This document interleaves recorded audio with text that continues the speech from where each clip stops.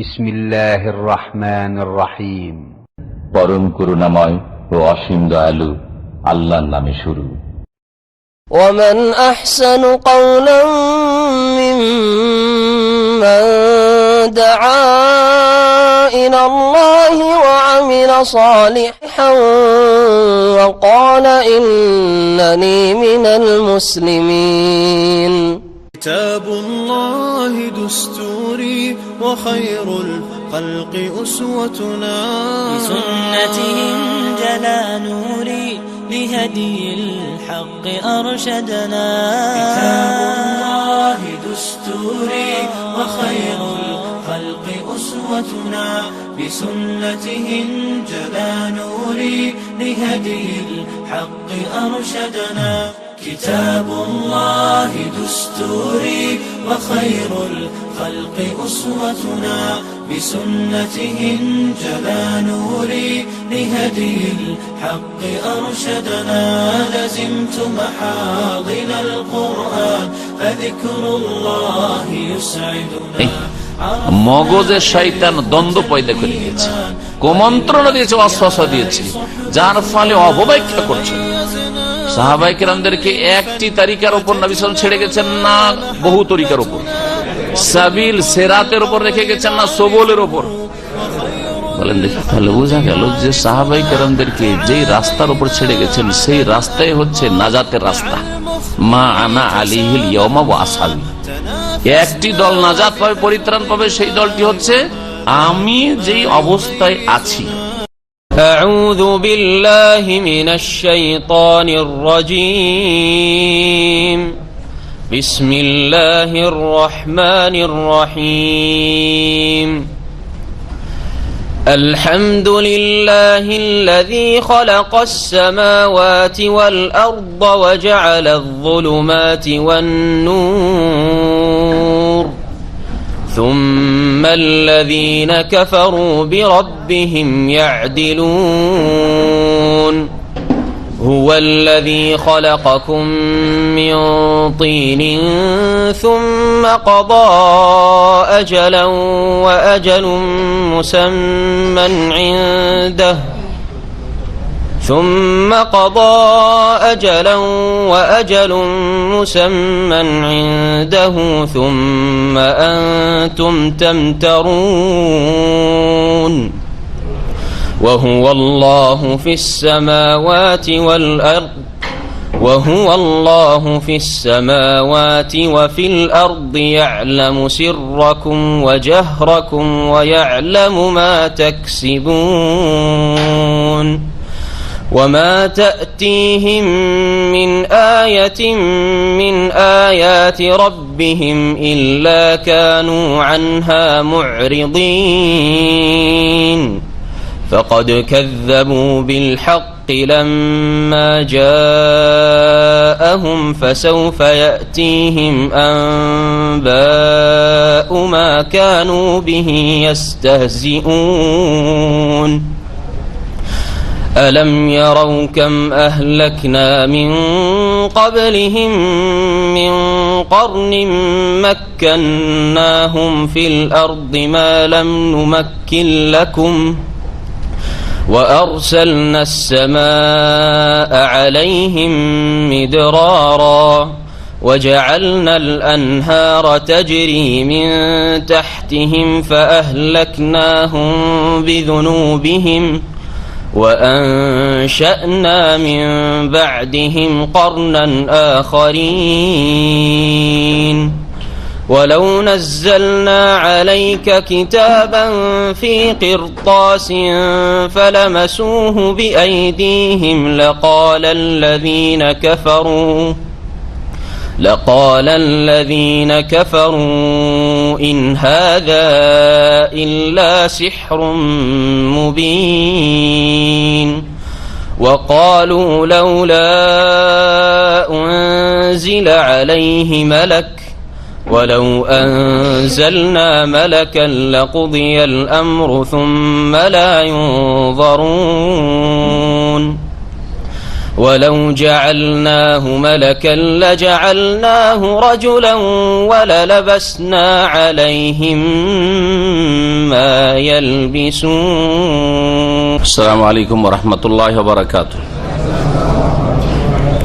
إن الحمد لله نحمده ونستعينه ونستغفره ونعوذ بالله من شرور أنفسنا ومن سيئات أعمالنا من يهده الله فلا مضل له ومن يضلل فلا هادي له وأشهد أن لا إله إلا الله وحده لا شريك له وأشهد أن محمدا عبده ورسوله صلى الله تعالى عليه وعلى آله وصحبه وسلم تسليما كثيرا. أما بعد فأعوذ بالله من الشيطان الرجيم. بسم الله الرحمن الرحيم. الحمد لله الذي خلق السماوات والأرض وجعل الظلمات والنور ثم الذين كفروا بربهم يعدلون هو الذي خلقكم من طين ثم قضى أجلا وأجل مسمى عنده ثم أنتم تمترون. মহান আল্লাহর সমস্ত প্রশংসা যে আল্লাহ পাক রব্বুল আলামিন আসমান জমিন আলো অন্ধকার সবকিছুকে সৃষ্টি করেছেন। সালাত এবং সালাম নাযিল হোক মুহাম্মদুর রাসূলুল্লাহ সাল্লাল্লাহু আলাইহি সাল্লামের উপর, যিনি আল্লাহ পাক রব্বুল আলামিনের সবচেয়ে বেশি গুণগান প্রশংসা করেছেন, সবচেয়ে বেশি আল্লাহ পাকের ভয় করেছেন এবং তিনি তাকওয়া অর্জন করেছেন। আমাদের আজকে তাফসীর শুরু হবে সূরাতুল আনআম থেকে। সূরাতুল আনআম এর নাম আনআম এই জন্য যে এই সূরায় কয়েকবার করে আনআম শব্দটি উল্লেখিত হয়েছে। আনআম নামুনের বহুবচন, আর আনআম মানে হচ্ছে গবাদি পশু, চতুষ্পদ জন্তু, গৃহপালিত পশু। এই আনআম সম্পর্কে এই সূরায় উল্লেখ করা হয়েছে। এখান থেকে নামকরণ হয়েছে এই সূরার সূরাতুল আনআম। এই সূরা আল্লাহ রাব্বুল আলামিন শুরু করেছেন আলহামদুলিল্লাহ দিয়ে, আল্লাহ পাকের প্রশংসা দিয়ে। যেমন সূরা ফাতিহা আল্লাহ পাক শুরু করেছেন আলহামদুলিল্লাহ দিয়ে। এরকম কোরআনে কারিমে 5টি সূরা রয়েছে যে সূরাগুলি আল্লাহ পাক শুরু করেছেন আলহামদুলিল্লাহ দিয়ে। সূরা ফাতিহা, সূরা আনআম, আর সূরাতুল কাহফ আলহামদুলিল্লাহিল্লাযী আনজালা আলা আবদিহিল কিতাব ওয়া লাম ইয়াজআল লাহু ইওয়াজা, আর সূরা সাবা, আর সূরা ফাতির। সূরা ফাতির এই 5টি সূরা। বেশ কিছু সূরা রয়েছে আল্লাহ পাক সেগুলি তাসবিহ দিয়ে শুরু করেছেন, হয় অতীতকাল মাজির সেগা দিয়ে সাব্বাহ লিল্লাহ অথবা ইউসাব্বিহু লিল্লাহ। এই সূরাকে আল্লাহ পাক শুরু করেছেন আল্লাহ পাকের প্রশংসা দিয়ে, বাণী আল্লাহ, আর আল্লাহ প্রশংসা করছেন। তো আল্লাহ কি নিজের প্রশংসা করছেন? সূরা ফাতিহা তাফসীর শুরু করার আগে এবং সূরা আনআমের তাফসীর শুরু করার আগে এই বিষয়টি বুঝে নিতে হবে। সূরা আনআম কার বাণী? কালামুল্লাহ, আল্লাহর বাণী। তো আল্লাহ বলছেন আলহামদুলিল্লাহ, যাবতীয় প্রশংসা আল্লাহর। তো আল্লাহ নিজের প্রশংসা নিজে করছেন, কেমন কথা হইল না? বান্দার কাজ হচ্ছে মাবুদের প্রশংসা করা, সৃষ্টির কাজ হচ্ছে স্রষ্টার প্রশংসা করা, ঠিক না? কিন্তু বান্দা যাকে আল্লাহ সৃষ্টি করেছেন, আর বান্দা কিছুই জানতো না যখন পৃথিবীতে এসেছে। আল্লাহর মখলুক মানুষ এবং জিন যখন আল্লাহ সৃষ্টি করেন তখন তারা কিছু জানতো না। হাল আতা আলাল ইনসান হিনুম মিনাদ দাহর লাম ইয়াকুন শাইয়্যান মাযকুরা। মানুষ এমন একটা যুগ পার করে এসেছে যখন কোনো উল্লেখযোগ্য কিছুই ছিল না। তারপরে আল্লাহু আখরাজাকুম বুতুনি উম্মাহাতিকুম লা তা'লামুনা শাইআ, আল্লাহ পাক তোমাদেরকে তোমাদের মাতৃগর্ভ থেকে বের করে নিয়ে এসেছেন, মানে সৃষ্টি করেছেন, তোমরা ভূমিষ্ঠ হয়েছো, পৃথিবীতে এসেছো, লা তা'লামুনা শাইআ, কিছুই জানতে না। আল্লাহ তো কোরআনে বলছেন কিছুই জানতে না, কিন্তু আব্দুল কাদের জিলানী মায়ের পেটে 18 পারা কোরআন মুখস্থ না? এটা ইসলাম না? কোরআন কারীম ইসলাম না? এই কিচ্ছা কাহিনী কুফরি শিরকি কথাগুলি ইসলাম? তাহলে যারা বলে আব্দুল কাদের জিলানী মায়ের পেটে 18 পারা কোরআন মুখস্থ, হ্যাঁ কেন মুখস্থ বলছে? মা যে হাফেজা ছিল, এক বক্তা বলছে। দেখেন কি অপব্যাখ্যা, শয়তানি ব্যাখ্যা। এইভাবে মুসলিম জাতিকে বিভ্রান্ত করছে ইহুদি খ্রিস্টান না, বিদাতি মোল্লারা, যে মায়ের তাসির থাকে, প্রভাব পড়ে সন্তানের উপর পেটে থাকা অবস্থায়। আর মা যেহেতু হাফেজা আব্দুল কাদের জিলানীর, সেই জন্য পেট থেকে মুখস্থ, বুঝছেন? তা আব্দুল কাদের জিলানীর মায়ের চাইতে ফজিলত আম্বিয়া রাসূলের মাদেরকে দিবেন না? আর আল্লাহ কোরআনের সকল মানুষকে সম্বোধন করেছে, আল্লাহু আখরাজাকুম মিন বুতুনি উম্মাহাতিকুম, আল্লাহ তোমাদেরকে বের করেছেন তোমাদের মায়ের পেট থেকে এমন অবস্থায় লা তা'লামুনা, জানতে না তোমরা, শাইআন, কিছুই, একটি কথাও জানতে না, একটা শব্দও জানতে না। কোরআন জানা তো দূরের কথা, আর কোরআন মুখস্থ থাকা তো দূরের কথা, ঠিক না? কোরআন বিরোধী কথা না? কোরআন বিরোধী কথা ইসলামী কথা না কুফরিয়া কথা? তাহলে যে বলবে যে কারো মায়ের পেট থেকে কোরআন মুখস্থ ছিল, 18 পারা বলতে হবে না, যদি বলে সূরা ফাতিহা মুখস্থ ছিল, এটা কোরআন বিরোধী কুফরি কথা। তো আল্লাহ রাব্বুল আলামিন বলতে গিয়েছিলাম ভূমিকাতে, এখন ভূমিকাতে আমরা আছি এই সূরা তাফসীরে, যে আল্লাহ রাব্বুল আলামিন মানুষকে যখন সৃষ্টি করেন তখন কিছুই জানতো না। আল্লাহ পাক রব্বুল আলামিন নিজের ওপর তিনি অবধারিত করেছে যে মানুষকে শিখাবেন, তিনি মানুষকে তালিম দিবেন। ওয়াল্লামাকুম মা লাম তাকুন ওয়াল্লামাকা মা লাম তাকুন তা'লাম, নবীকে আল্লাহ সম্বোধন করে বলছেন সরাসরি প্রত্যেক ব্যক্তিকে, হে মানুষ, তোমাকে এমন কিছু আল্লাহ শিখিয়েছেন। কে শিখিয়েছেন? আল্লাহ শিখিয়েছেন। মা লাম তাকুন তা'লাম, যা তুমি জানতে না। ওয়াল্লামা আদামাল আসমাআ কুল্লাহা, আদমকে সবকিছুর নাম আল্লাহ শিখিয়েছেন। আদম প্রথম মানুষ, কার কাছ থেকে শিখবে? আরে আমরা না হয় বাপ মা থেকে শুনে শুনে এইটার নাম এইটার নাম ওইটাই শিখে নিয়েছি যখন মুখ ফুটেছে, কিন্তু আদম আবার কার কাছ থেকে শিখবেন? তো আল্লাহ সরাসরি শিখিয়েছেন, ঠিক না? তাহলে তালিম আল্লাহর পক্ষ থেকে। আর রহমান আল্লামাল কোরআন, হ্যাঁ, খালাকাল ইনসান আল্লামাহুল বায়ান, দেখেন সবগুলি তালিম কে শিখিয়েছেন? রহমান শিখিয়েছেন। আল্লাহ পাক বলছেন রহমান, পরম করুণাময় যিনি আল্লাহ, তিনি শিখিয়েছেন। তো আল্লাহ রাব্বুল আলামিন বান্দাকে সৃষ্টি করেছেন, বান্দা জানে না ইবাদত করতে, বান্দা জানে না তাওহীদ কি, বান্দা জানে না শিরক কি, বান্দা জানে না যে নবী কি, আখিরাত কি, বান্দা জানে না যে আল্লাহ পাকের প্রশংসা কেমন করে করতে হয়। মাবুদ আল্লাহ রাব্বুল আলামিন আরহামুর রাহিমিন, পরম দয়ালু, তিনি বান্দাকে শিখিয়ে দিয়েছেন এই আসমানি কিতাবে কোরআনে কারীমে যে এইভাবে আল্লাহর প্রশংসা করো, গুণগান করো। আলহামদুলিল্লাহিল্লাযী খালাকাস সামাওয়াতি ওয়াল আরদ, এইভাবে। এখানে তাফসীরকাররা বলছেন যেন উজ্জ রয়েছে, কুল, হে বান্দা তুমি বলো, হে মানুষ তুমি বলো, আলহামদুলিল্লাহিল্লাযী ফাতিরাস সামাওয়াতি ওয়াল আরদ, আলহামদুলিল্লাহিল্লাযী খালাকাস সামাওয়াতি। হে বান্দা তুমি বলো সূরা ফাতিহায়, বান্দা কুল আলহামদুলিল্লাহি রাব্বিল আলামিন। বান্দাকে এখানে সম্বোধন করা হয়েছে যে এইভাবে আল্লাহর প্রশংসা করো। সূরা আনআম নবী করিম সাল্লাল্লাহু আলাইহি ওয়াসাল্লামের মক্কি জীবনে নাযিল হয়েছে। মক্কি জীবনে নাযিল হয়েছে আর মক্কাতে নাযিল হয়েছে, দুই কথায় পার্থক্য কি? যে বলতে পারবেন হাত তুলবেন। মক্কি জীবনে নাযিল হয়েছে আর মক্কাতে নাযিল হয়েছে। মাদানী জীবনে নাযিল হয়েছে আর মদিনাতে নাযিল হয়েছে, দুটোতে পার্থক্য কি? মক্কায় নাযিল হয়েছে, মিনা আরাফাতে নাযিল হয়নি, তায়েফে নাযিল হয়নি, ঠিক না? মক্কাতেই নাযিল হয়েছে। একটা ভাষা বললাম মক্কায় নাযিল হয়েছে, আর আরেকটা হচ্ছে মক্কি জীবনে নাযিল হয়েছে। নবী সাল্লাল্লাহু আলাইহি ওয়াসাল্লাম যখন মক্কায় 13 বছর ছিলেন ওই সময় নাযিল হয়েছে, তায়েফে নাযিল হোক আর মিনা আরাফাতে নাযিল হোক আর ওই মক্কার বাইরে কোথাও গিয়ে নাযিল হোক। বুঝা গেছে? পার্থক্য হলো না? হইল না? তাহলে 13 বছরের মধ্যে যে আয়াত নাযিল হয়েছে, সূরা নাযিল হয়েছে, মক্কার ভিতরে নাযিল হোক আর বাইরে নাযিল হোক, সেটা হচ্ছে মক্কি। আর মাদানী মদিনার জীবনে নাযিল হয়েছে, মদিনা নাযিল হোক আর তাবুকে গিয়ে নাযিল, তাবুকে নাযিল হয়েছে, বদরে নাযিল হয়েছে, হ্যাঁ, ঠিক না?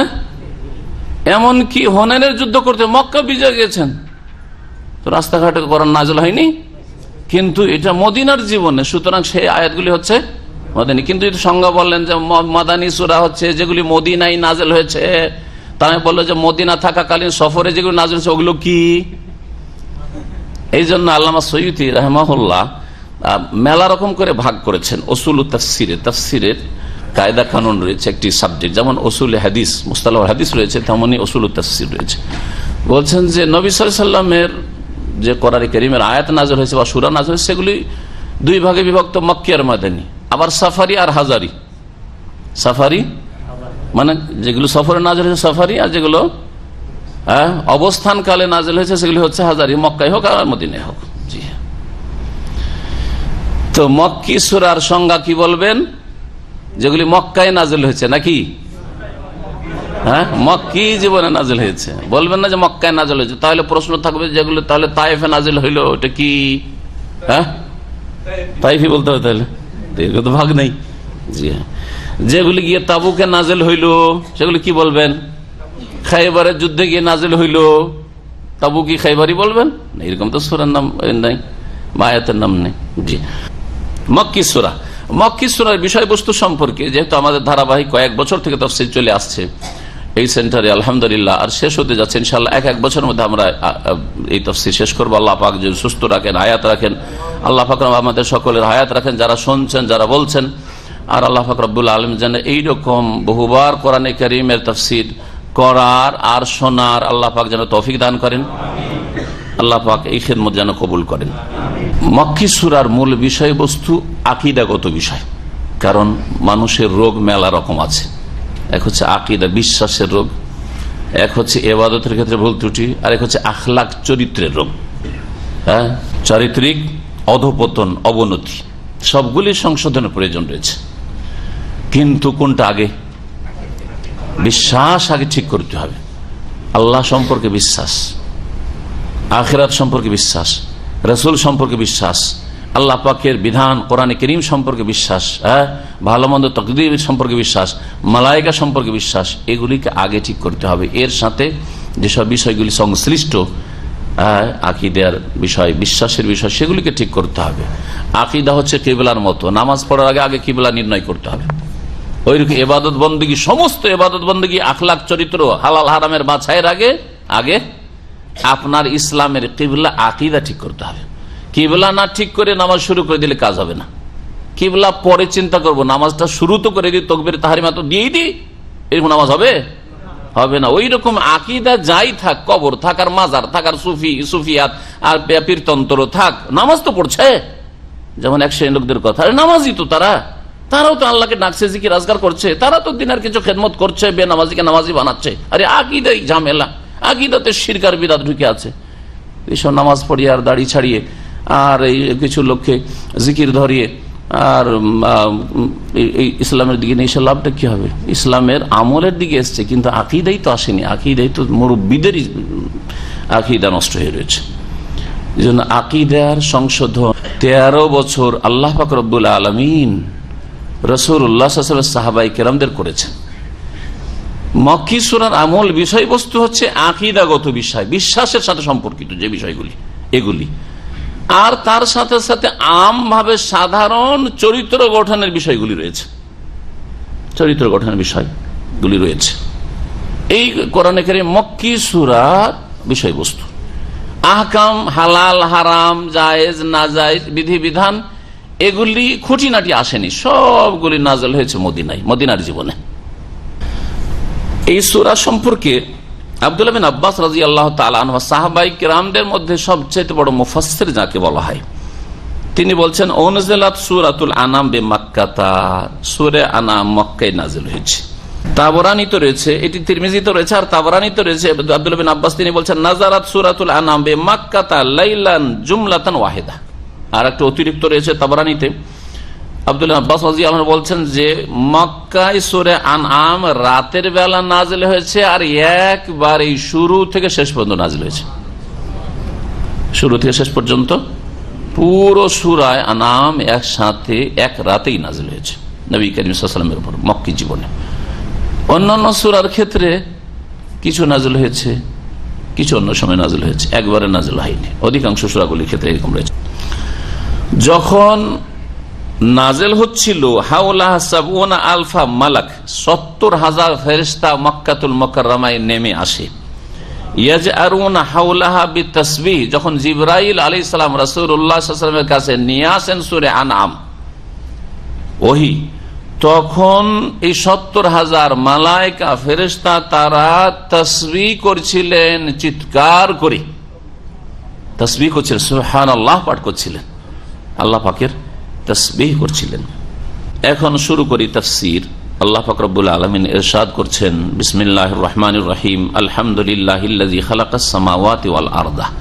যাবতীয় প্রশংসা সেই আল্লাহর, যিনি আকাশসমূহ এবং জমিন সৃষ্টি করেছেন। আলহামদ প্রশংসা, হামদুন মানে প্রশংসা, কিন্তু যাবতীয় যে আমরা তর্জমা করি, তাফসীর করি, এটা কোত্থেকে আসলো? আল শব্দ থেকে, আলিফ লাম থেকে। আল আরবি গ্রামারে কয়েক ভাগে বিভক্ত, তার মধ্যে একটি হচ্ছে আল ইস্তিগরাকের জন্য। ইস্তিগরাক মানে ব্যাপক অর্থপূর্ণ, সমস্ত রকমের প্রশংসাকে শামিল, যত রকমের প্রশংসা হয় সবগুলিকে শামিল। এই আল আরবির এটি হচ্ছে অলংকার। আরবি ভাষা যে অত্যন্ত রিচ ভাষা, অন্য কোন ভাষার মুখাপেক্ষী নয়। আজ অন্য কোন ভাষাকে নেই, তাহলে নিজের মতো করে রঙিয়ে নেই এমন ভাবে যে বোঝা যায় না যে এটা অন্য কোন ভাষা। কিন্তু বাংলায় যখন আমরা বলি, ইংলিশ ঢুকিয়ে বোঝা যায় এটা ইংলিশই বলছি। হ্যাঁ, অমুক ব্যক্তি আমার ফেভার করলো না, বোঝা গেল যে ফেভার ইংলিশই বললাম, তাই না? হ্যাঁ, খাবারে কোনো টেস্ট নেই, বোঝা যাচ্ছে ইংলিশ, তাই না? কিন্তু আরবিতে যখন ঢুকিয়ে নেওয়া হয় তখন আরবিকরণ করে না হয়, ওতে আর গন্ধ ইংরেজির থাকে না। যেমন ফিরদৌস, কেউ বুঝছেন যে ফিরদৌস ইংরেজি প্যারাডাইস, বুঝতেই পারছেন না, ফিরদৌস হয়ে গেছে। জি, ঠিক না? দেখ, একটা উদাহরণ দিলাম।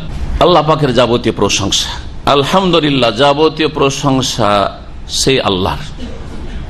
আল্লাযী খালাকাস সামাওয়াতি ওয়াল আরদ, যিনি আকাশসমূহ এবং জমিনকে সৃষ্টি করেছেন। কোরআনে কারীমের আয়াতগুলিতে আকাশকে, আসমানকে বহুবচন আল্লাহ উল্লেখ করেছেন, যেখানে জমিনের কথা উল্লেখ করেছেন অধিকাংশ ক্ষেত্রে। আল আরদ, জমিনকে আল্লাহ এক বচন উল্লেখ করেছেন। কেন? অথচ আমাদের জানা আছে যে 7 আকাশ 7 জমিন, তাই না? 7 আকাশ 7 জমিন, 7 আকাশ 7 জমিন, এটি এই মর্মে একটি আয়াত কোরআন সূরা তালাকে রয়েছে, ওয়া মিনাল আরদি মিসলাহুন্না। জমিন হচ্ছে আকাশের মতো, আকাশ অনুরূপ, মানে আকাশ যেমন 7 তেমনি জমিনও 7। কিন্তু বহু বচন কেন উল্লেখ করেছেন সামাওয়াত, সামাউনের? আর আরদের বহু বচন আরাজিন কেন বললেন না? আরাদুন কেন বললেন না? এই ক্ষেত্রে অধিকাংশ ওলামাদের মত যে প্রত্যেক আকাশ, এক আকাশ থেকে আর এক আকাশের মাঝে ব্যবধান রয়েছে এবং খোলা স্তর রয়েছে। জি হ্যাঁ, আর প্রত্যেক আকাশে আল্লাহ পাকের মখলুক মালাইকা রয়েছেন এবং আম্বিয়া রসুলদের সাথে রাসূলুল্লাহ মেরাজে সাক্ষাৎ করেছেন। মেরাজের হাদিস থেকে বোঝা যায়। এছাড়াও আকাশের দরজা রয়েছে, বহু হাদিস দ্বারা প্রমাণিত, প্রত্যেক আকাশের দরজা রয়েছে।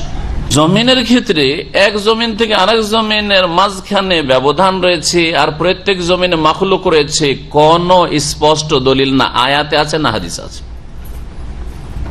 অল্প কিছু আলেমদের ব্যক্তিগত মত ছাড়া, ইজতিহাদ ছাড়া এর বেশি কিছু দলিল নেই। কিন্তু একজন বক্তা বাংলাভাষী, সে মক্কা মদিনা হজের মৌসুমে কয়েক বছর আগে এসে তার মক্কা মদিনার বক্তব্যই রেখেছে শুধু যে জমিন ও আসমানের মতো, আর প্রত্যেক জমিনে এইরকম মানুষ আছে, আর এইরকমই নবী রসুল এসছে, মোহাম্মদ সাল্লাল্লাহু আলাইহি ওয়াসাল্লাম যেমন এই জমিনে এসছেন, ওই রকম প্রত্যেক জমিনে এক এক মোহাম্মদ এসছেন, এক এক ইব্রাহিম এসছেন, মুসা ঈসা। আশ্চর্য কথা! তিলকে তাল করে কোথায় পৌঁছে, কোথায় দলিল যে 7 জমিনে 7 মোহাম্মদ সাল্লাল্লাহু আলাইহি ওয়াসাল্লাম, 7 রসুল, হ্যাঁ 7 মুসা, 7 ঈসা, আর 7 তাওরাত, আর 7 কোরআন? কোথা থেকে কোথেকে বলেন এসব কথা? উদ্ভট কথা। সুতরাং জি, এইগুলি কথা, অথচ ওদেরকে অনেকে সহিহ আকীদার আলেম মনে করছেন। কিন্তু সহিহ আকীদার আলেম অনেকে মনে করেন জনগণ তাদের ভাষা মিষ্টি, অথবা কিছু লোক তাদের মাধ্যমে হেদায়েত পেয়েছে, ভালো জিনিস সেটা। কিন্তু আকীদার ক্ষেত্রে অথবা ইলমের ক্ষেত্রে কোরআন সুন্নাহ থেকে মাঝে মধ্যে দূরে সরে গিয়ে বিভ্রান্তির শিকার হয়েছে। আল্লাহ যেন তাদের মাফ করেন এবং তাদেরকে সংশোধন করার তৌফিক দান করেন, এবং এই রকমের বিভ্রান্তি থেকে আল্লাহ পাক যেন বাঁচিয়ে রাখেন। ওয়া জাআলা যুলুমাতি ওয়ান নূর, এবং আল্লাহ পাক সৃষ্টি করেছেন অন্ধকার সমূহ আর আলো। এখানেও জুলুমাত, অন্ধকার, জুলমাতুনের বহু বচন, বহু বচন উল্লেখ করেছেন। আর আলো নূরের বহু বচন আনোয়ার, আনোয়ার বলেননি। হ্যাঁ, এখানে আবার কি হেকমত, কি রহস্য যে আলো হচ্ছে এক বচন আর অন্ধকার হচ্ছে বহু বচন? যারা বুঝছেন হাত উঠাবেন। হ্যাঁ, কি হক সত্য হচ্ছে ইসলাম বা হক বলেন? হ্যাঁ, ইসলাম বলেন, হক বলেন। হ্যাঁ, হক সত্য হচ্ছে একটি, আর অসত্য হচ্ছে বহু, মিথ্যা হচ্ছে অনেক। হ্যাঁ, আল্লাহ প্রদত্ত দিন হচ্ছে একটি, ইন্নাদ-দীনা ইনদাল্লাহিল ইসলাম। আল্লাহর মনোনীত দিন একটি দিন, সেটা হচ্ছে ইসলাম। আল্লাহর দিন একটি ইসলাম। আদম আলাইহিস সালাম থেকে শুরু করে কিয়ামত পর্যন্ত সকল আম্বিয়া রসুলগণের দিন এবং দিনের মৌলিক নীতিমালা এবং এই দিনের উৎস সব এক। দিনের উৎস হচ্ছে ওয়াহি, আর দিন হচ্ছে ইসলাম, আত্মসমর্পণ করা। আর দিনের মৌলিক নীতিমালা হচ্ছে তৌহিদ, রিসালাত, আখিরাত, জান্নাত, জাহান্নাম ইত্যাদি এসব বিষয়গুলো। তো দিন একটি, সত্য দিন হচ্ছে একটি, আর ভ্রান্ত পথ মত আর মতবাদ বহু রয়েছে, বহু রয়েছে।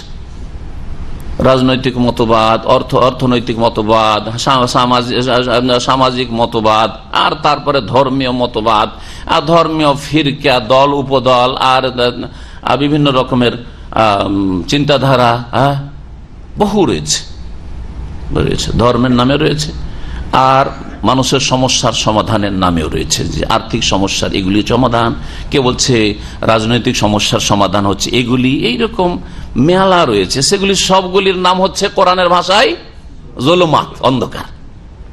সেগুলি হচ্ছে কি?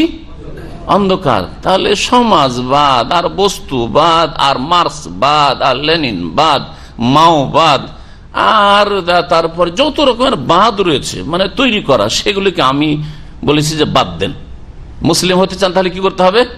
বাদ দিতে হবে। বাদ না দিয়ে ওইটাও মানি, এটাও মানি, ইসলামও মানি, ওগুলোও মানি, তাহলে আপনি মুসলিম হইতে পারেন না। সেগুলি হচ্ছে তাগুত। তাগুতকে অস্বীকার করতে হবে। ধর্মের নামে হইলেও যদি মানুষের তৈরি করা ধর্ম হয় তো তাগুত, তাগুত। ফামাই ইয়াকফুর বিত-তাগুত ওয়া ইউমিন বিল্লাহ, আল্লাহ হক আর তাগুত হচ্ছে বাতিল। তাগুত হচ্ছে জুলমাত। জুলমাত বহু বচনের জন্য বলা হয়েছে। যেমন কোরআনে কারীমের সূরা আনআমে আসবে 151 পরে 52-53 পর্যন্ত যে আয়াতগুলি রয়েছে তাতে 10টি হকের কথা আল্লাহ পাক উল্লেখ করেছেন। হ্যাঁ, এই 10টির মধ্যে একটি হচ্ছে 10টি ওসিয়ত। এই 10টিকে ওসিয়ত বলা হয়েছে। 10টি ওসিয়তের একটি ওসিয়ত উপদেশ হচ্ছে আল্লাহ পাকের যে ওয়া আন্না হাযা সিরাতি মুস্তাকিমান, নিঃসন্দেহে এটি হচ্ছে আমার দেয়া সরল পথ, সোজা পথ। ফাত্তাবিউহু, সেটি তোমরা অনুসরণ করো। ওয়ালা তাত্তাবিউ সুবুল, তোমরা বহু রাস্তার অনুসরণ করিও না। সিরাত এক বচন, যেটা হক সত্য, সেটা হচ্ছে ইসলাম, এটা হচ্ছে সিরাতুল্লাহ, আল্লাহর রাস্তা, সেটা হচ্ছে জান্নাতের রাস্তা। আর সবুল, ওয়ালা তাত্তাবিউ সুবুল, বহু রাস্তা, বহু রাস্তা হচ্ছে জুলমাত। এখানে জুলমাত বলা হয়েছে, আর ওখানে কি বলা হয়েছে? সবুল। অনেক রাস্তার অনুসরণ করিও না, এই রাস্তা ওই রাস্তা, কেউ এই রাস্তায় চলছো, কেউ ওই রাস্তায়, সবাই আল্লাহকে পেতে চায়। কেউ চিস্তিয়া তরিকা দিয়ে, কেউ সাবিরি তরিকা দিয়ে, কেউ মুজাদ্দিদি তরিকা, কেউ নকশবন্দি তরিকা দিয়ে, কেউ সারওয়ার্দী তরিকা দিয়ে, কেউ কাদেরি তরিকা দিয়ে, আর ইত্যাদি তরিকার শেষ না, এক এক তরিকা দিয়ে সবাই আল্লাহকে পেতে চায়। এগুলি সবল। কি এগুলো? সবল। সিরাতে মুস্তাকিম নয় এগুলি। সিরাতে মুস্তাকিম হচ্ছে তরিকায়ে মুহাম্মাদিয়া সাল্লাল্লাহু আলাইহি ওয়াসাল্লাম। সবলে চলতে হবে না, আল্লাহ নিষেধ করছেন। ওয়ালা তাত্তাবিউ, অনুসরণ করিও না, পিছে লাগিও না, আসবল, ওই বহু পথ মতের। ফাতাফাররাকা বিকুম আন সাবিলিহি, না হলে আল্লাহর রাস্তা থেকে তোমাদেরকে ছিন্ন ভিন্ন করে কোথায় নিয়ে চলে যাবে শয়তান, কোথা থেকে কোথায় নিয়ে চলে যাবে, তোমাদেরকে জাহান্নামে পড়তে হবে। কি যারা তরিকতে বিশ্বাসী আর এসব বিভিন্ন পথ মতে বিশ্বাসী ধর্মের নামে তার বিভ্রান্ত করেছে একটি আয়াত দিয়ে, ওয়াল্লাযিনা জাহাদু ফিনা লানাহদিয়ান্নাহুম সুবুলানা, যারা আল্লাহ বলছেন জাহাদু ফিনা, আমার জন্য, আমাকে পাওয়ার জন্য আমার পথে কি করবে? প্রচেষ্টা চালাবে, মুজাহাদা করবে, প্রচেষ্টা চালাবে, মেহনত পরিশ্রম করবে। আকীদা, ইবাদত, আখলাক, আমল, নেক আমল করার ক্ষেত্রে মেহনত করবে, আর গুনাহ থেকে বাঁচার ক্ষেত্রে কঠোর পরিশ্রম করবে, প্রচেষ্টা চালাবে। লানাহদিয়ান্নাহুম সুবুলানা, অবশ্যই অবশ্যই তাদেরকে আমি আমার পথগুলি দেখাবো। এখানে সবল শব্দটি ব্যবহার হয়ে গেছে।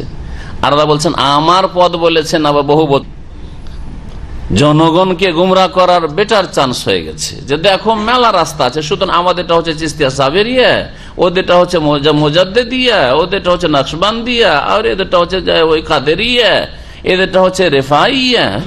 জি, ধোঁকা দিস। এই আয়াতে সবল বলতে নেক আমাল বোঝা, সৎ কাজগুলি বোঝানো হয়েছে। এক একটি নেক আমল হচ্ছে সাবিল, আল্লাহর দিকে যাওয়ার পথ। নামাজের মাধ্যমে আপনি, সলাতের মাধ্যমে আল্লাহর দিকে যাবেন, এটা হচ্ছে সাবিল।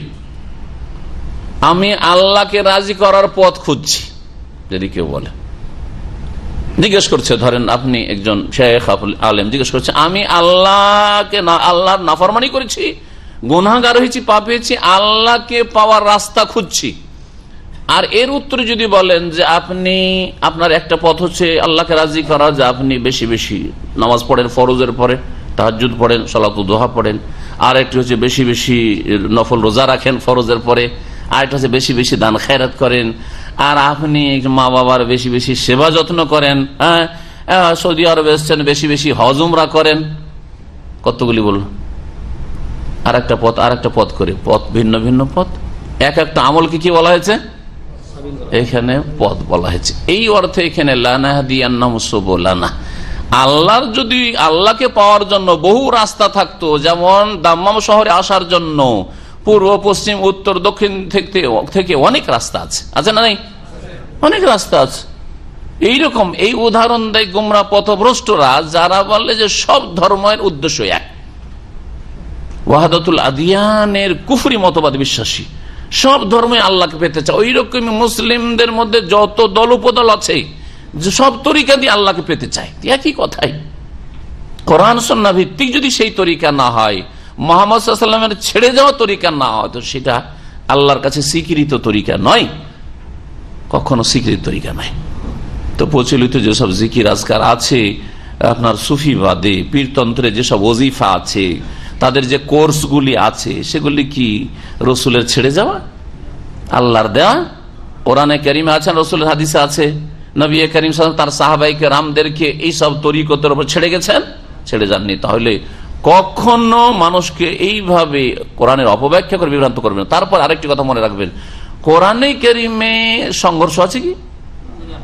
আমার কথাই হইতে পারে, কারণ আজকে বলে ভুলে যেতে পারি যে একটা বক্তব্য আমি এইরকম রেখেছি, নেতিবাচক রেখেছি, নেতিবাচক বা ইতিবাচক রেখেছি, আমি তারপরে এর উল্টোটা বলে দিলাম, ভুলে যাওয়ার কারণ হইতে পারে। কিন্তু আল্লাহ কি ভুলে যান? হ্যাঁ, আল্লাহ রাব্বুল আলামিনের কোন সিদ্ধান্তে আমাদের সিদ্ধান্ত ভুল হইতে পারে, অনেক সময় ভুলই না। কিন্তু আজকে যে কথাটা বলেছি ভুল, যার ফলে আগামীতে পড়াশোনা করে এসে বললাম যে না, এইটা উত্তর হবে এইরকম। কারণ হয় ভুলে যায়, না হয় ভুল করি, ভুলে যায়, না হয় ভুল করি। আল্লাহ ভুলেনও না আর ভুলও করেন না, ঠিক কিনা? তাহলে আল্লাহ রাব্বুল বলবেন যে ইহদিনাস সিরাতাল মুস্তাকিম, বলো সিরাতে মুস্তাকিম একটা রাস্তা আছে, ও আন্না হাযা সিরাতি মুস্তাকিম একটি রাস্তা আছে। আবার আল্লাহ বলবেন যে সুবুলানা, মানে বহু রাস্তা, যে কোনো রাস্তা দিয়ে আল্লাহকে পেতে চাইলেই হবে, এটা তো নয়। তাহলে দুই আয়াতে কখনো সংঘর্ষ নেই, দ্বন্দ্ব নেই। মগজে শয়তান দ্বন্দ্ব পয়দা করে দিয়েছে, কুমন্ত্রণা দিয়েছে, ওয়াসওয়াসা দিয়েছে, যার ফলে অপব্যাখ্যা করছেন। সাহাবায়ে কেরামদেরকে একটি তরিকার উপর নবী সাল্লাল্লাহু আলাইহি ওয়াসাল্লাম ছেড়ে গেছেন না, বহু তরিকার উপর, সাবিল সিরাতের উপর রেখে গেছেন না, সবলের উপর? বলেন দেখি। তাহলে বোঝা গেল যে সাহাবায়ে কেরামদেরকে যেই রাস্তার উপর ছেড়ে গেছেন, সেই রাস্তাই হচ্ছে নাজাতের রাস্তা। মা আনা আলাইহিল ইয়াওমা ওয়া আসহাবি, একটি দল নাজাত পাবে, পরিত্রাণ পাবে, সেই দলটি হচ্ছে আমি যেই অবস্থায় আছি, আল ইয়াউম, আজকের যুগে, ও আসহাবি, আমার সাথী সঙ্গীরা সাহাবীরা যেই রাস্তার ওপর থাকবে সেই রাস্তাটি শুধু জান্নাতের রাস্তা, এবং সেই পথের পথিকরা তাদের অনুসারীরা জান্নাতের পথে। সুম্মাল্লাযীনা কাফারু বিরাব্বিহিম ইয়াদিলুন, তারপরেও সুম্মাল্লাযীন, আল্লাহ রাব্বুল আলামিনের যাবতীয় প্রশংসা। কেন প্রশংসা কার করে মানুষ? যার গুণ থাকে না গুণ না থাকলেও? গুণ থাকে। আল্লাহ পাকের সমস্ত ভালো গুণ আল্লাহর মধ্যে রয়েছে, আর সমস্ত দোষ ত্রুটি থেকে আল্লাহ মুক্ত। আমাদের মধ্যে কিছু গুণ আছে আর বহু দোষ ত্রুটি আমাদের মধ্যে আছে, তারপরেও প্রশংসা অনেকেই করেন, অনেকের করছেন না।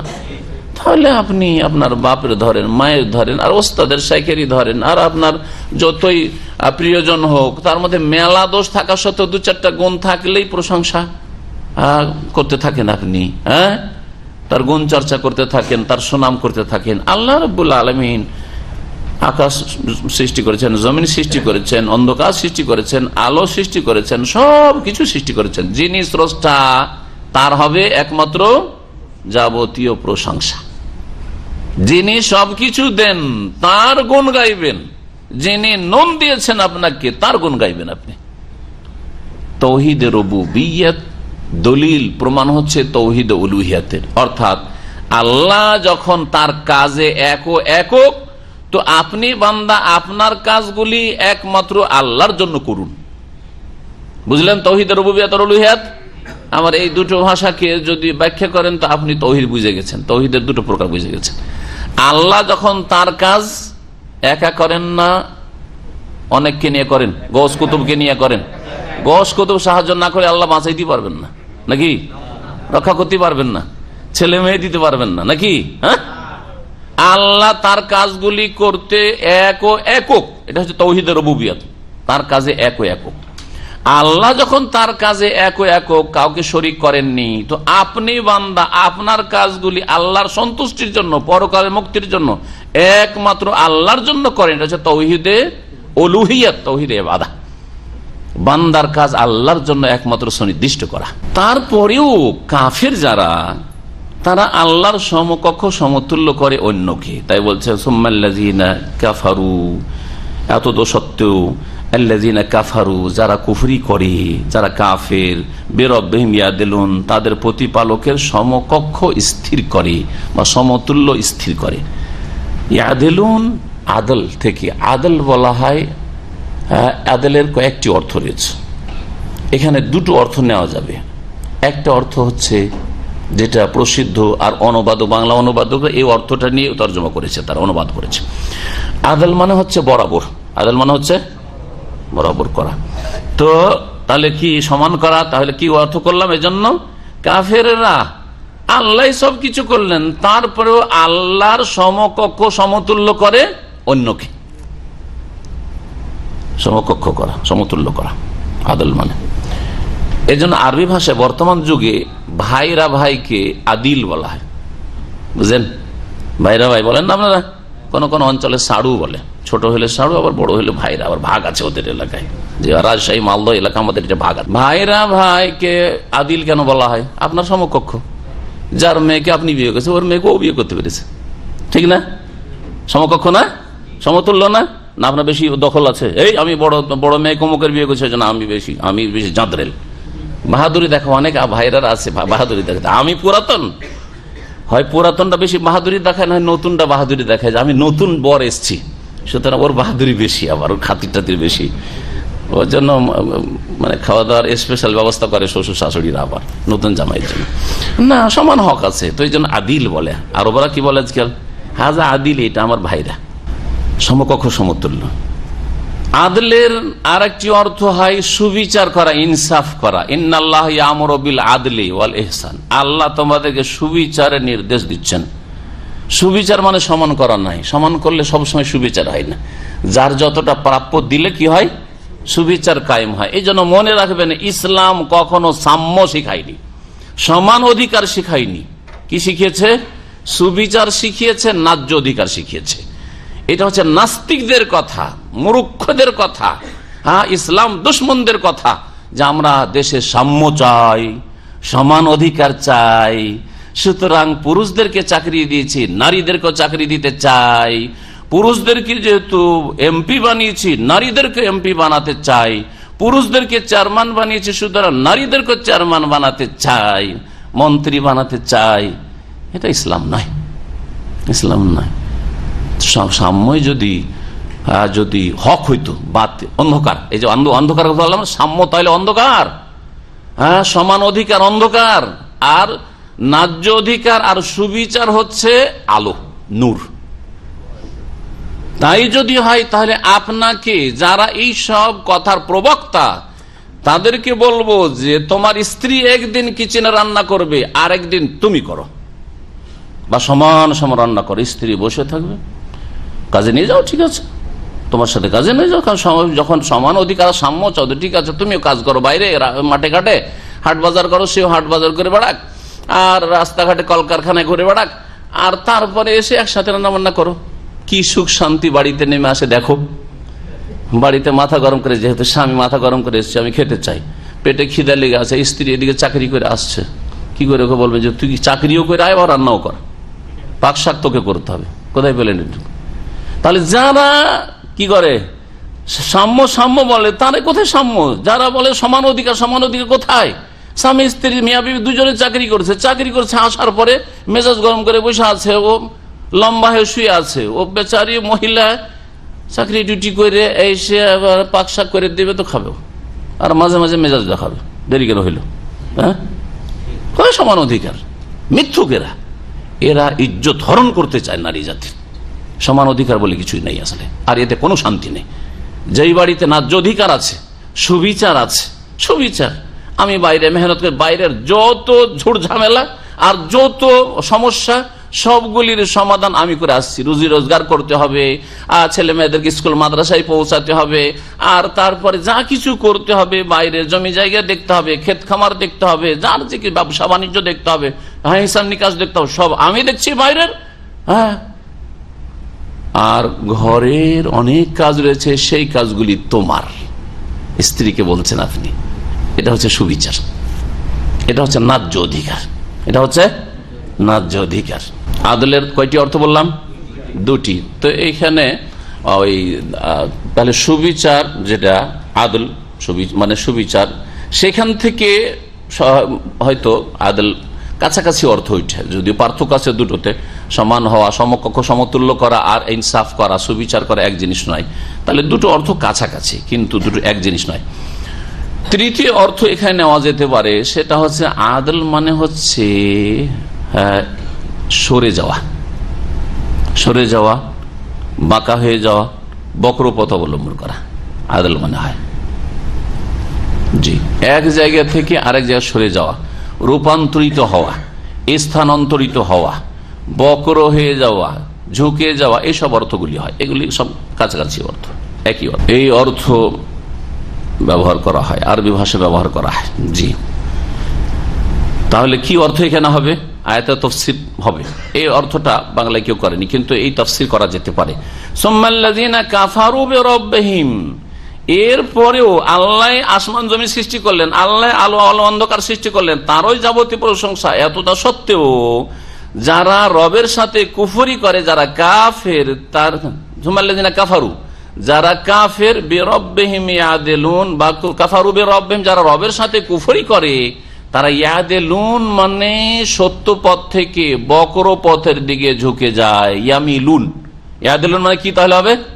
ইয়ামিলুন, তারা ঝুঁকে যায়, সরল পথে না থেকে এইদিকে ঝুঁকে যায়, ওইদিকে ঝুঁকে যায়। ডান দিকে বাম দিকে কার পথ আছে? শয়তানের পথ আছে। যেমন নবী করিম সাল্লাল্লাহু আলাইহি ওয়াসাল্লাম লম্বা একটা রাস্তা, সিরাতে মুস্তাকিম এক্সাম্পল দেওয়ার জন্য লম্বা একটা লাইন দিয়ে, আর তারপরে ডান দিকে দু তিনটে আর বাম দিকে দুটো, বললেন যে এটা হচ্ছে হাজা সাবিলুল্লাহ, এটা হচ্ছে সিরাতে মুস্তাকিম, আর এগুলি হচ্ছে হাজি সবল, এগুলো হচ্ছে সবল ছোট ছোট রাস্তা। অফিকুল্লে সাবিলিন শয়তান, আর প্রত্যেক রাস্তায় এই যে ছোট ছোট রাস্তাগুলি ডানে বামে রয়েছে, এগুলোতে শয়তান বসে আছে, এদু এলি সেদিকে ডাকছে, শয়তানের রাস্তা ধরিও না। তাহলে দেখেন অর্থ কোথায় নিয়ে গেলাম। সুম্মাল্লাযীনা কাফারু বিরাব্বিহিম, অতঃপর যারা তাদের প্রতিপালকের সাথে কুফরি করে, ইয়াদিলুন মানে ইয়ামিলুন আনিল হাক্কি, সত্য থেকে, ইসলাম থেকে অন্য দিকে ঝুঁকে যায়, নাস্তিকতার দিকে ঝুঁকে যায়। না হলে ইহুদি খ্রিস্টান হিন্দু মতবাদে বুদ্ধিস্ট মতবাদের দিকে ঢুকে যায়। এইভাবে বিভিন্ন রকমের পথ এবং মতের দিকে তারা ঝুঁকে যায় বা বাঁকা হয়ে চলে যায়। হুয়াল্লাযী খালাকাকুম মিন তিন, আল্লাহ সেই সত্তা। আল্লাহ পাক রব্বুল আলামিনের তার রুবুবিয়াতের কিছু কথা এখানে উল্লেখ করা হয়েছে এই সূরার শুরুতে, আর তারপরে পুনরুত্থানের কথা সংক্ষেপে উল্লেখ করা হয়েছে। আল্লাহ পাক রব্বুল আলামিনের বিধান কোরআনে কারীমের কথা উল্লেখ করা হয়েছে, এবং কোরআনে কারীমের কথা যখন উল্লেখ করা হয়েছে তখন রিসালাতের কথাও উল্লেখ করা হয়েছে, কারণ রাসূলুল্লাহ সাল্লাল্লাহু আলাইহি ওয়াসাল্লাম কোরআনে কারীম নাযিল হয়েছে। আর মক্কার রোগ এইগুলি ছিল, আল্লাহ সম্পর্কে জ্ঞান ছিল না, পুনরুত্থান সম্পর্কে তাদের স্পষ্ট কোনো ধারণা ছিল না, নবীকে তারা অমান্য করেছে, অস্বীকার করেছে, নবীর উপর কোরআনে কারীম নাযিল হয়েছে সেটাকে তারা জাদু বলেছে অথবা কাব্য বলেছে ইত্যাদি। আল্লাহ পাক বলছেন আল্লাহ সেই সত্তা যিনি তোমাদেরকে কাদা মাটি থেকে সৃষ্টি করে। তিন মানে হচ্ছে কাদা মাটি, রসাল মাটি।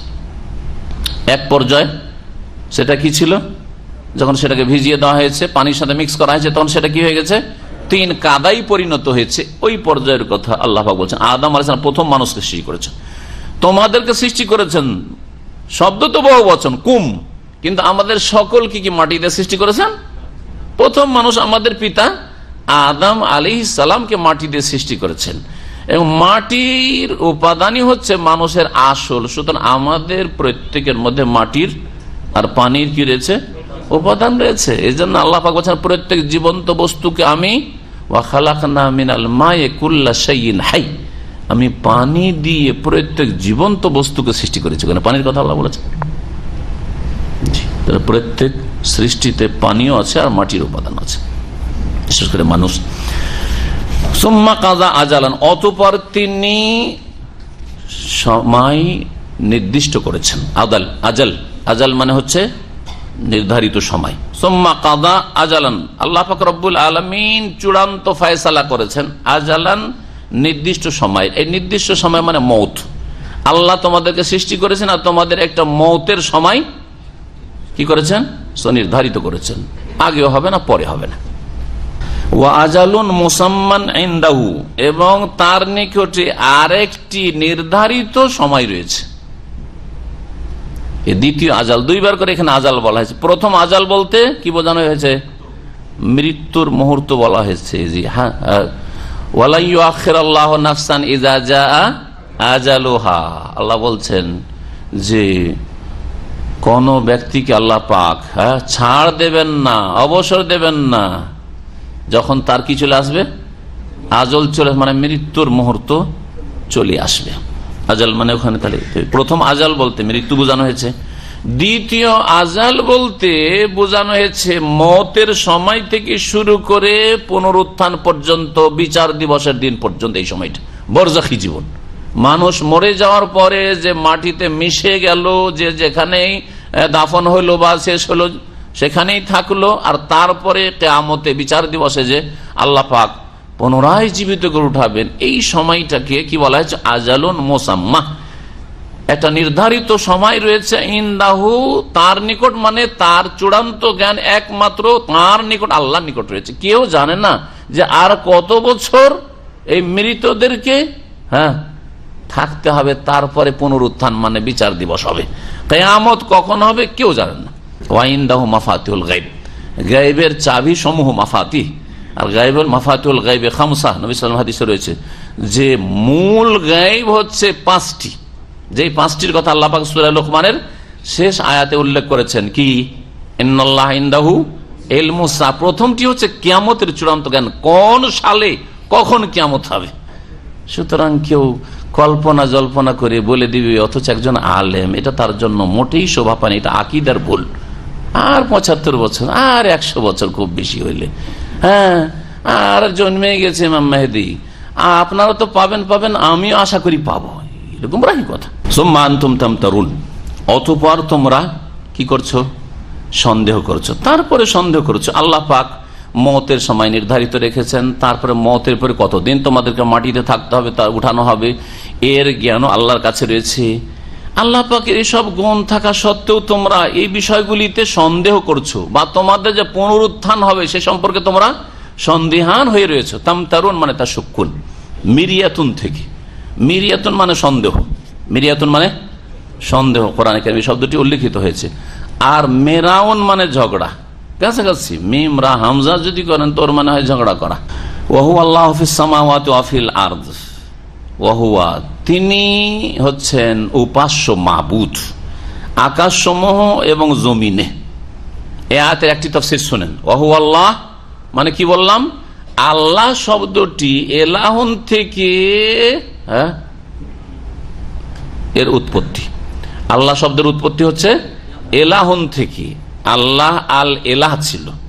যদি তালিল, যেটাকে সন্ধি বিচ্ছেদ বলা হয়, তালিল করে বুঝাই, যারা গ্রামার বুঝেন তাদের জন্য ফায়দা হবে। জি, সারফের যেটা তালিল, যেটাকে সন্ধি বিচ্ছেদ বলা হয়। আল এলাহ, আল এলাহতে কি করা হয়েছে, ওই হামজা যেটা মাঝখানে আলের পর এ আছে, তো ওটাকে কি করা হয়েছে, হজফ করে দেওয়া হয়েছে। হজফ করার পরে লামকে লামে ইদগাম করে দেওয়া হয়েছে, তো কি হয়ে গেল, হ্যাঁ আল্লাহ। কিন্তু আল্লাহতে একটা খাড়া যাবার লম্বা টান দিচ্ছি, এই টানের লম্বা আলিফটা কোত্থেকে আসলো, বলছেন যে ওইখানে যে ওই হামজাটা হজফ করা হয়েছে, এইটার সংকেত হিসাবে ওখানে একটা আলিফ বাড়ানো হয়েছে, দিয়ে কি হয়ে গেল আল্লাহ। বুঝলেন, এবার সন্ধি বিচ্ছেদ হয়েছে। তাহলে আল্লাহ মানে এলাহুন, আর এলাহ, এলাহ হচ্ছে আলাহা ইয়া আল্লাহ আবাদা ইয়াবুদুর অর্থে। তো এলাহুন মানে মাবুদুন, এলাহুন মানে মালুহুন ইসিম মফুলের অর্থে। এলাহুন মাসদার ইসিম মফুলের অর্থে আরবি গ্রামারে, আর মালুহুন মানে হচ্ছে মাবুদুন। মাবুদ মানে যার ইবাদত করা হয়, অর্থাৎ উপাস্য। তাহলে এখন তাফসীর করে ওয়াহু আল্লাহ মানে ওয়াহু আল মাবুদ, হ্যাঁ তিনি হচ্ছেন আল এলাহ। আল্লাহ মানে আল এলাহ, তিনি হচ্ছেন উপাস্য যার ইবাদত বন্দেগী করা হয়। ফিস সামাওয়াতি আকাশেও, ওয়াল আরজে আর জমিনেও। আকাশে যারা আছেন ফেরেশতা মালায়েকা তারাও ইবাদত বন্দেগী করেন, আর জমিনে যারা আছে জিন ইনসান তাদের অধিকাংশ কুফরি করলেও তাদেরকে আল্লাহ সৃষ্টি করেছেন ইবাদত বন্দেগীর জন্য। আর সমস্ত মাখলুকাত আল্লাহ পাকের গুণগান করে। ওয়াইন মিন শাইইন ইল্লা ইউসাব্বিহু বিহামদিহি, সমস্ত ইউসাব্বিহু লিল্লাহি মা ফিস সামাওয়াতি ওয়া মা ফিল, আকাশে এবং জমিনে যা কিছু রয়েছে সবকিছু আল্লাহ পাকের গুণগান করে, মহিমা ঘোষণা করে, পবিত্রতা ঘোষণা করে, তাসবিহ পাঠ। আল্লাহ সূরা বনী ইসরাঈল বলেছেন ওয়ালাকিন লা তাফকাহুনা তাসবিহাহুম, তাসবিহ বুঝো না।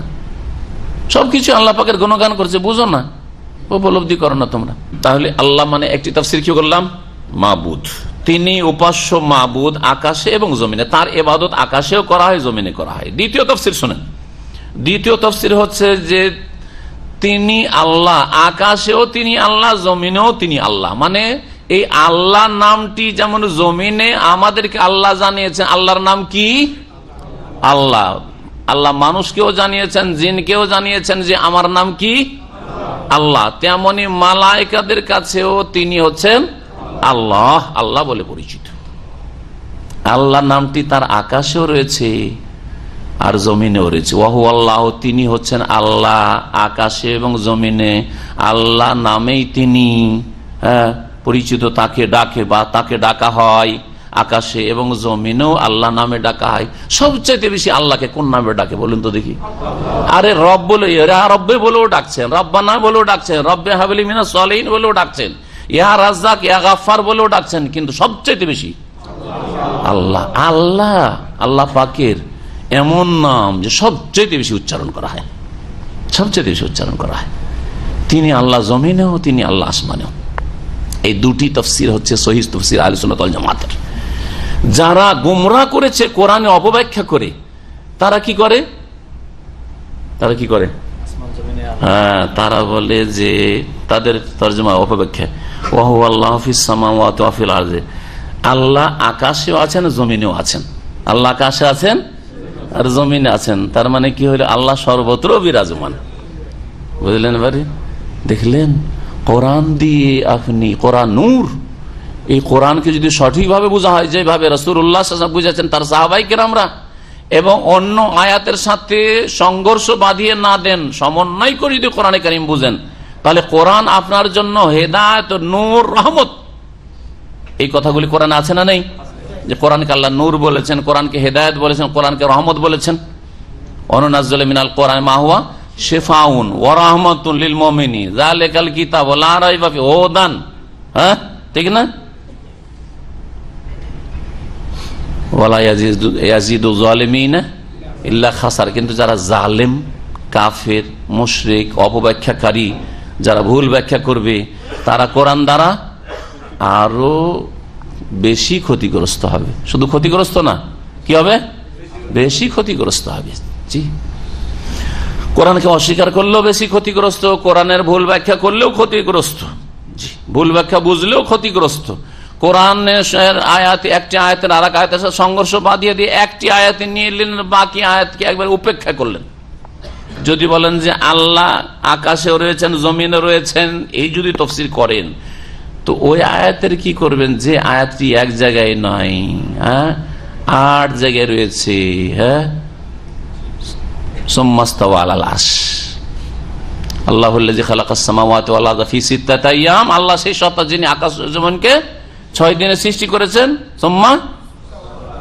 সুম্মাস্তাওয়া আলাল আরশ, অতঃপর তিনি আরশে কি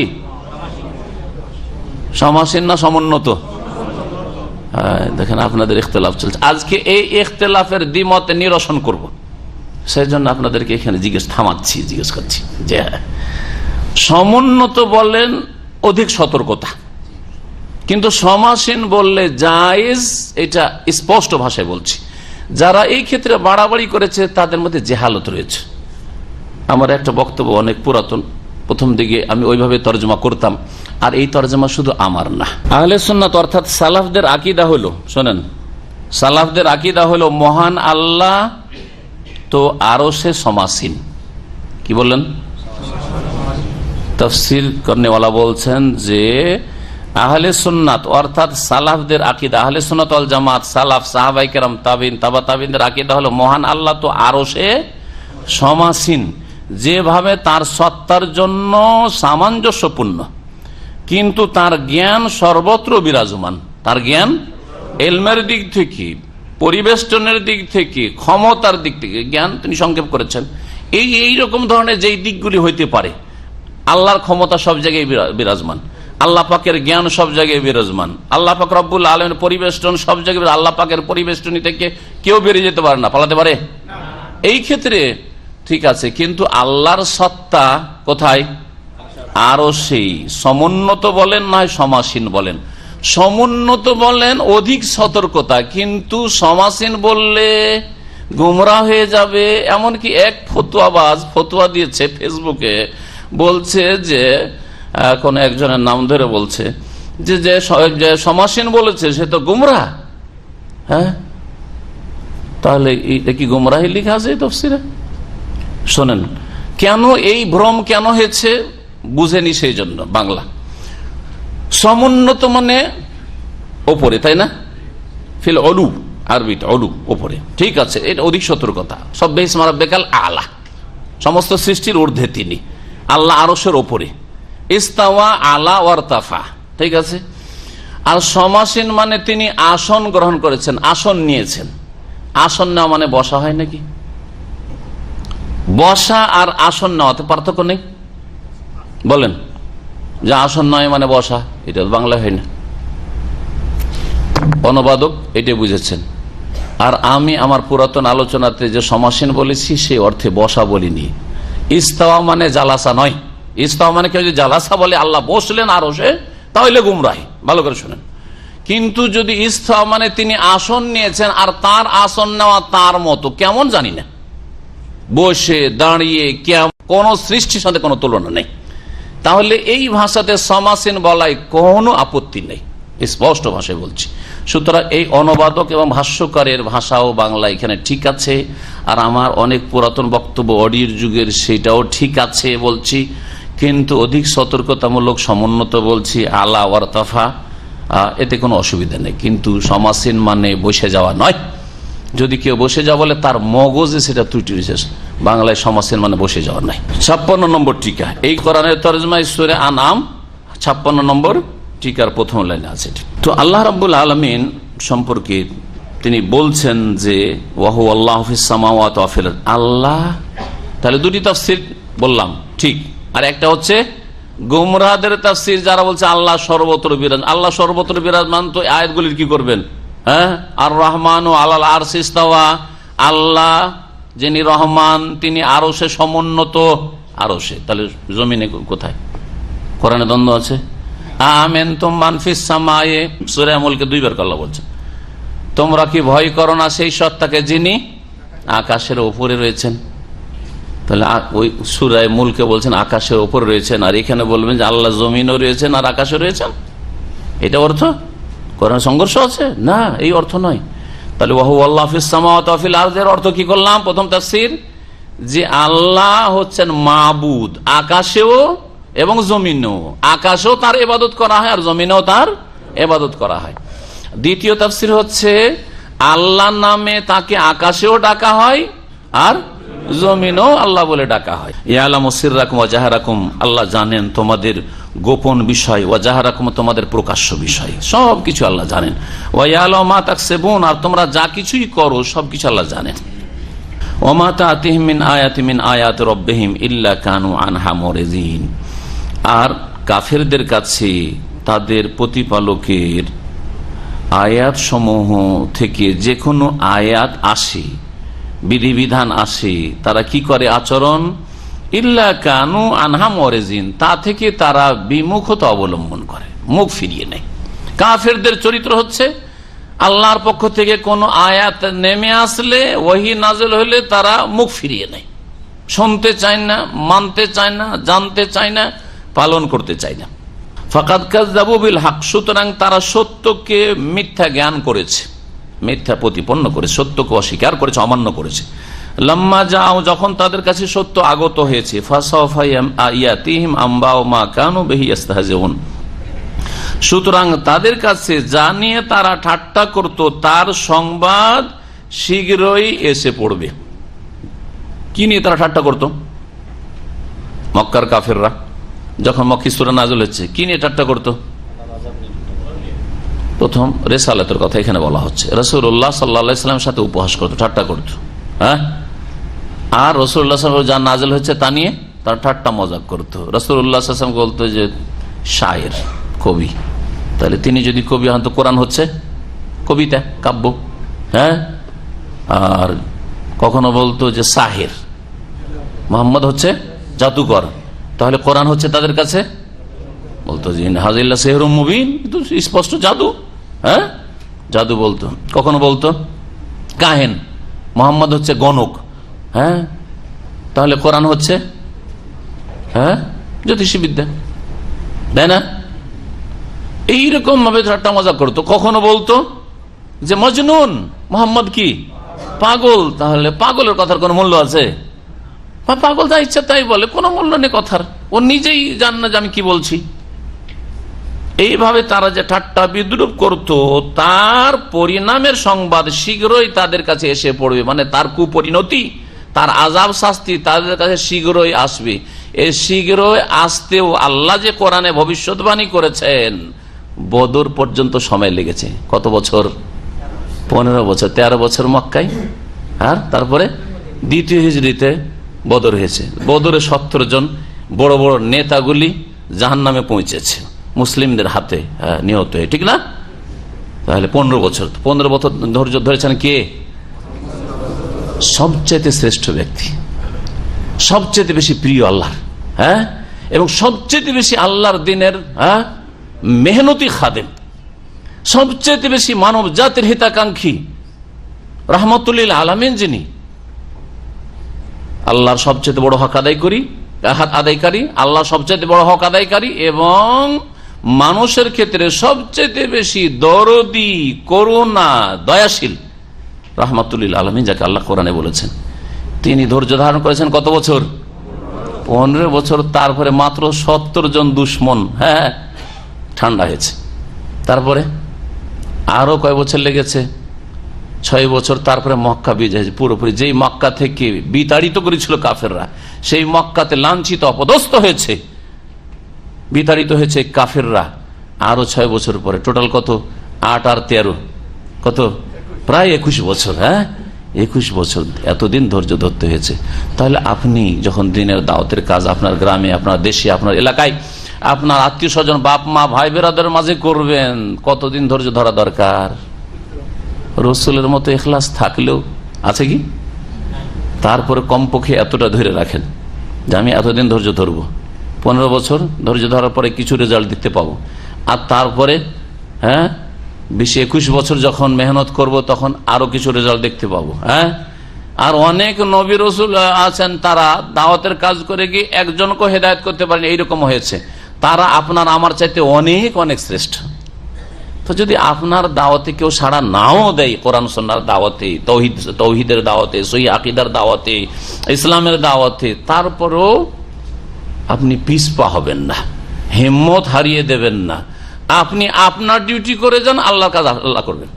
আল্লাহ রাব্বুল আলামিন তারপরে বলছেন, আলাম ইয়ারাউ কাম আহলাকনা মিন ক্বাবলিহিম মিন কারন, তারা কি দেখে না বা দেখেনি যে তাদের পূর্বে কত জাতিকে আমি ধ্বংস করেছি।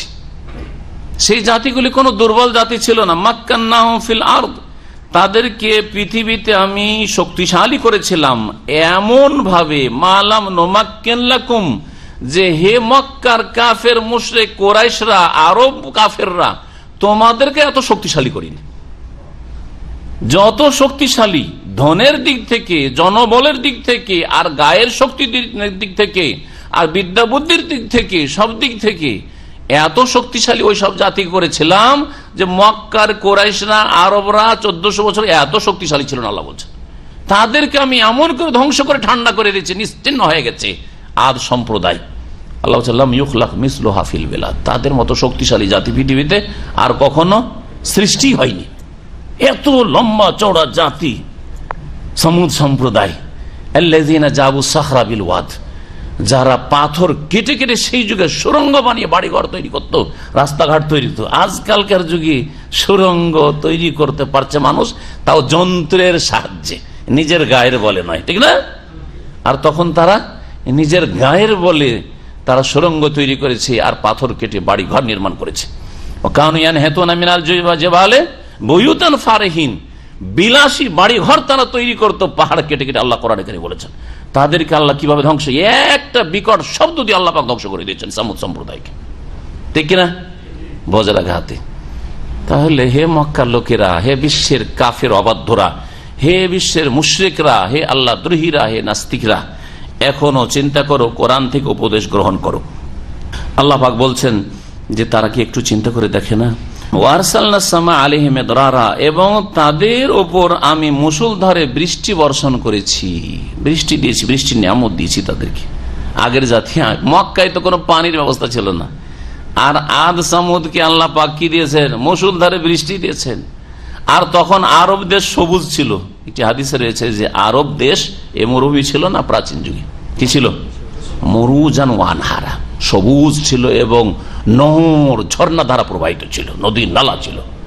কোথায় নিশ্চিহ্ন হয়ে গেছে আল্লাহ পাকের আযাবে, আল্লাহ পাকের ইচ্ছাই, যুগের আবর্তন বিবর্তনে আল্লাহ পাক এইভাবে করেছেন যে আজকে ডিজার্ট মরুভূমি, কিছুই নেই, পানি নেই কোথাও।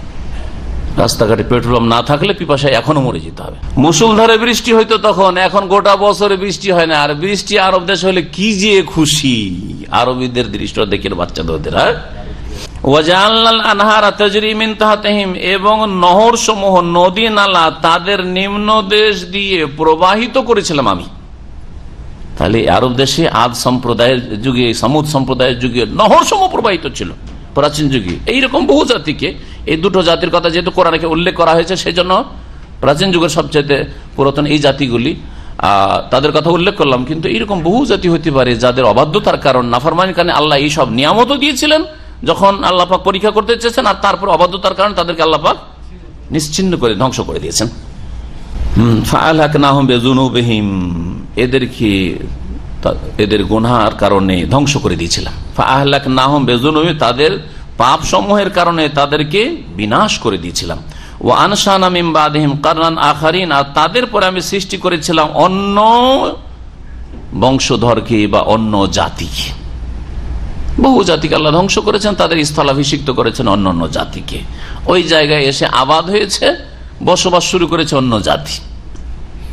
ওয়ালাউ নাযালনা আলাইকা কিতাবান ফি কিরতাস ফালামাসুহু বিআইদিহিম লাকালা আল্লাযীনা কাফারু ইন হাযা ইল্লা সিহরুম মুবিন। এখানে কোরআনে কারীম সম্পর্কে আল্লাহ পাক বলছেন, বললাম যে এই সূরার শুরুতে কোরআনে কারীম সম্পর্কে, রিসালাত সম্পর্কে বলা হয়েছে। কোরআনে কারীম যখন নাজিল হলো তখন মক্কার মুশরিকরা কোরআনের সাথে কি আচরণ করলো? অস্বীকার, তাই না? অস্বীকার, গায়ের জোরে অস্বীকার। অনেকের বিশ্বাস ছিল যে কথা ভালো এবং কথা মিথ্যা নয়, যুক্তিসঙ্গত কথা, এগুলি মানুষের কথা না। কারণ তারা কাব্য রচনায় বড় পণ্ডিত ছিল আরবরা সেই যুগে, বুঝতো যেগুলো মানুষের কথা। মোহাম্মদ নিরক্ষর মানুষ, অম্মি মানুষ, আলিফ বা তাসা কিছুই জানেন না, আর তিনি শোনাচ্ছেন, তার মানে এগুলি তার কথা নয়। আপোষে যখন বিশেষ নেতাদের মাঝে যখন গল্প হইতো, কথা ঠিক বলছে, কথা ঠিক বলছে, তাহলে মানো না কেন? না, মানা যাবে না, আমাদের নেতৃত্ব চলে যাবে, আমাদের দাপট চলে যাবে, এই ইয়াতিমের গোলামি করবো নাকি? জি, অধিকাংশ লোক অহংকারে ধ্বংস হয়েছে। আজকে মাদ্রাসা পড়ুয়া শিরক বিদআত যারা করে আর শিরক বিদআতের আকীদা রাখে, এদের দশাটা ঠিক ওই রকমই। সবচেয়ে বড় দাওয়াতি কাজে এরাই বাধা সৃষ্টি করে। জি, কারণ অহংকার, মান সম্মান নিয়ে টানাটানি। সেই আকীদার কথা স্পষ্ট হইলেও বলবে না। হ্যাঁ, ভিতরে ভিতরে বলছে কথা ভালো, এরা আলেম ভালো, কিন্তু না, মানা যাবে না এদের কথা। জি, দলিল সহ কথা বলে, হ্যাঁ এদের তাফসীর ভালো, তারপর মানা যাবে না। এইরকম বেশ কিছু ঘটনা রয়েছে। দিনে তারা, মক্কার মুশরিকরা নেতারা দিনে জনগণকে নিষেধ করত, খবরদার মোহাম্মদের কাছে যাবি না, আর মোহাম্মদের যদি কে কোরআন শুনেছি খবর আছে। ভয়ে জনগণ শুনতো না।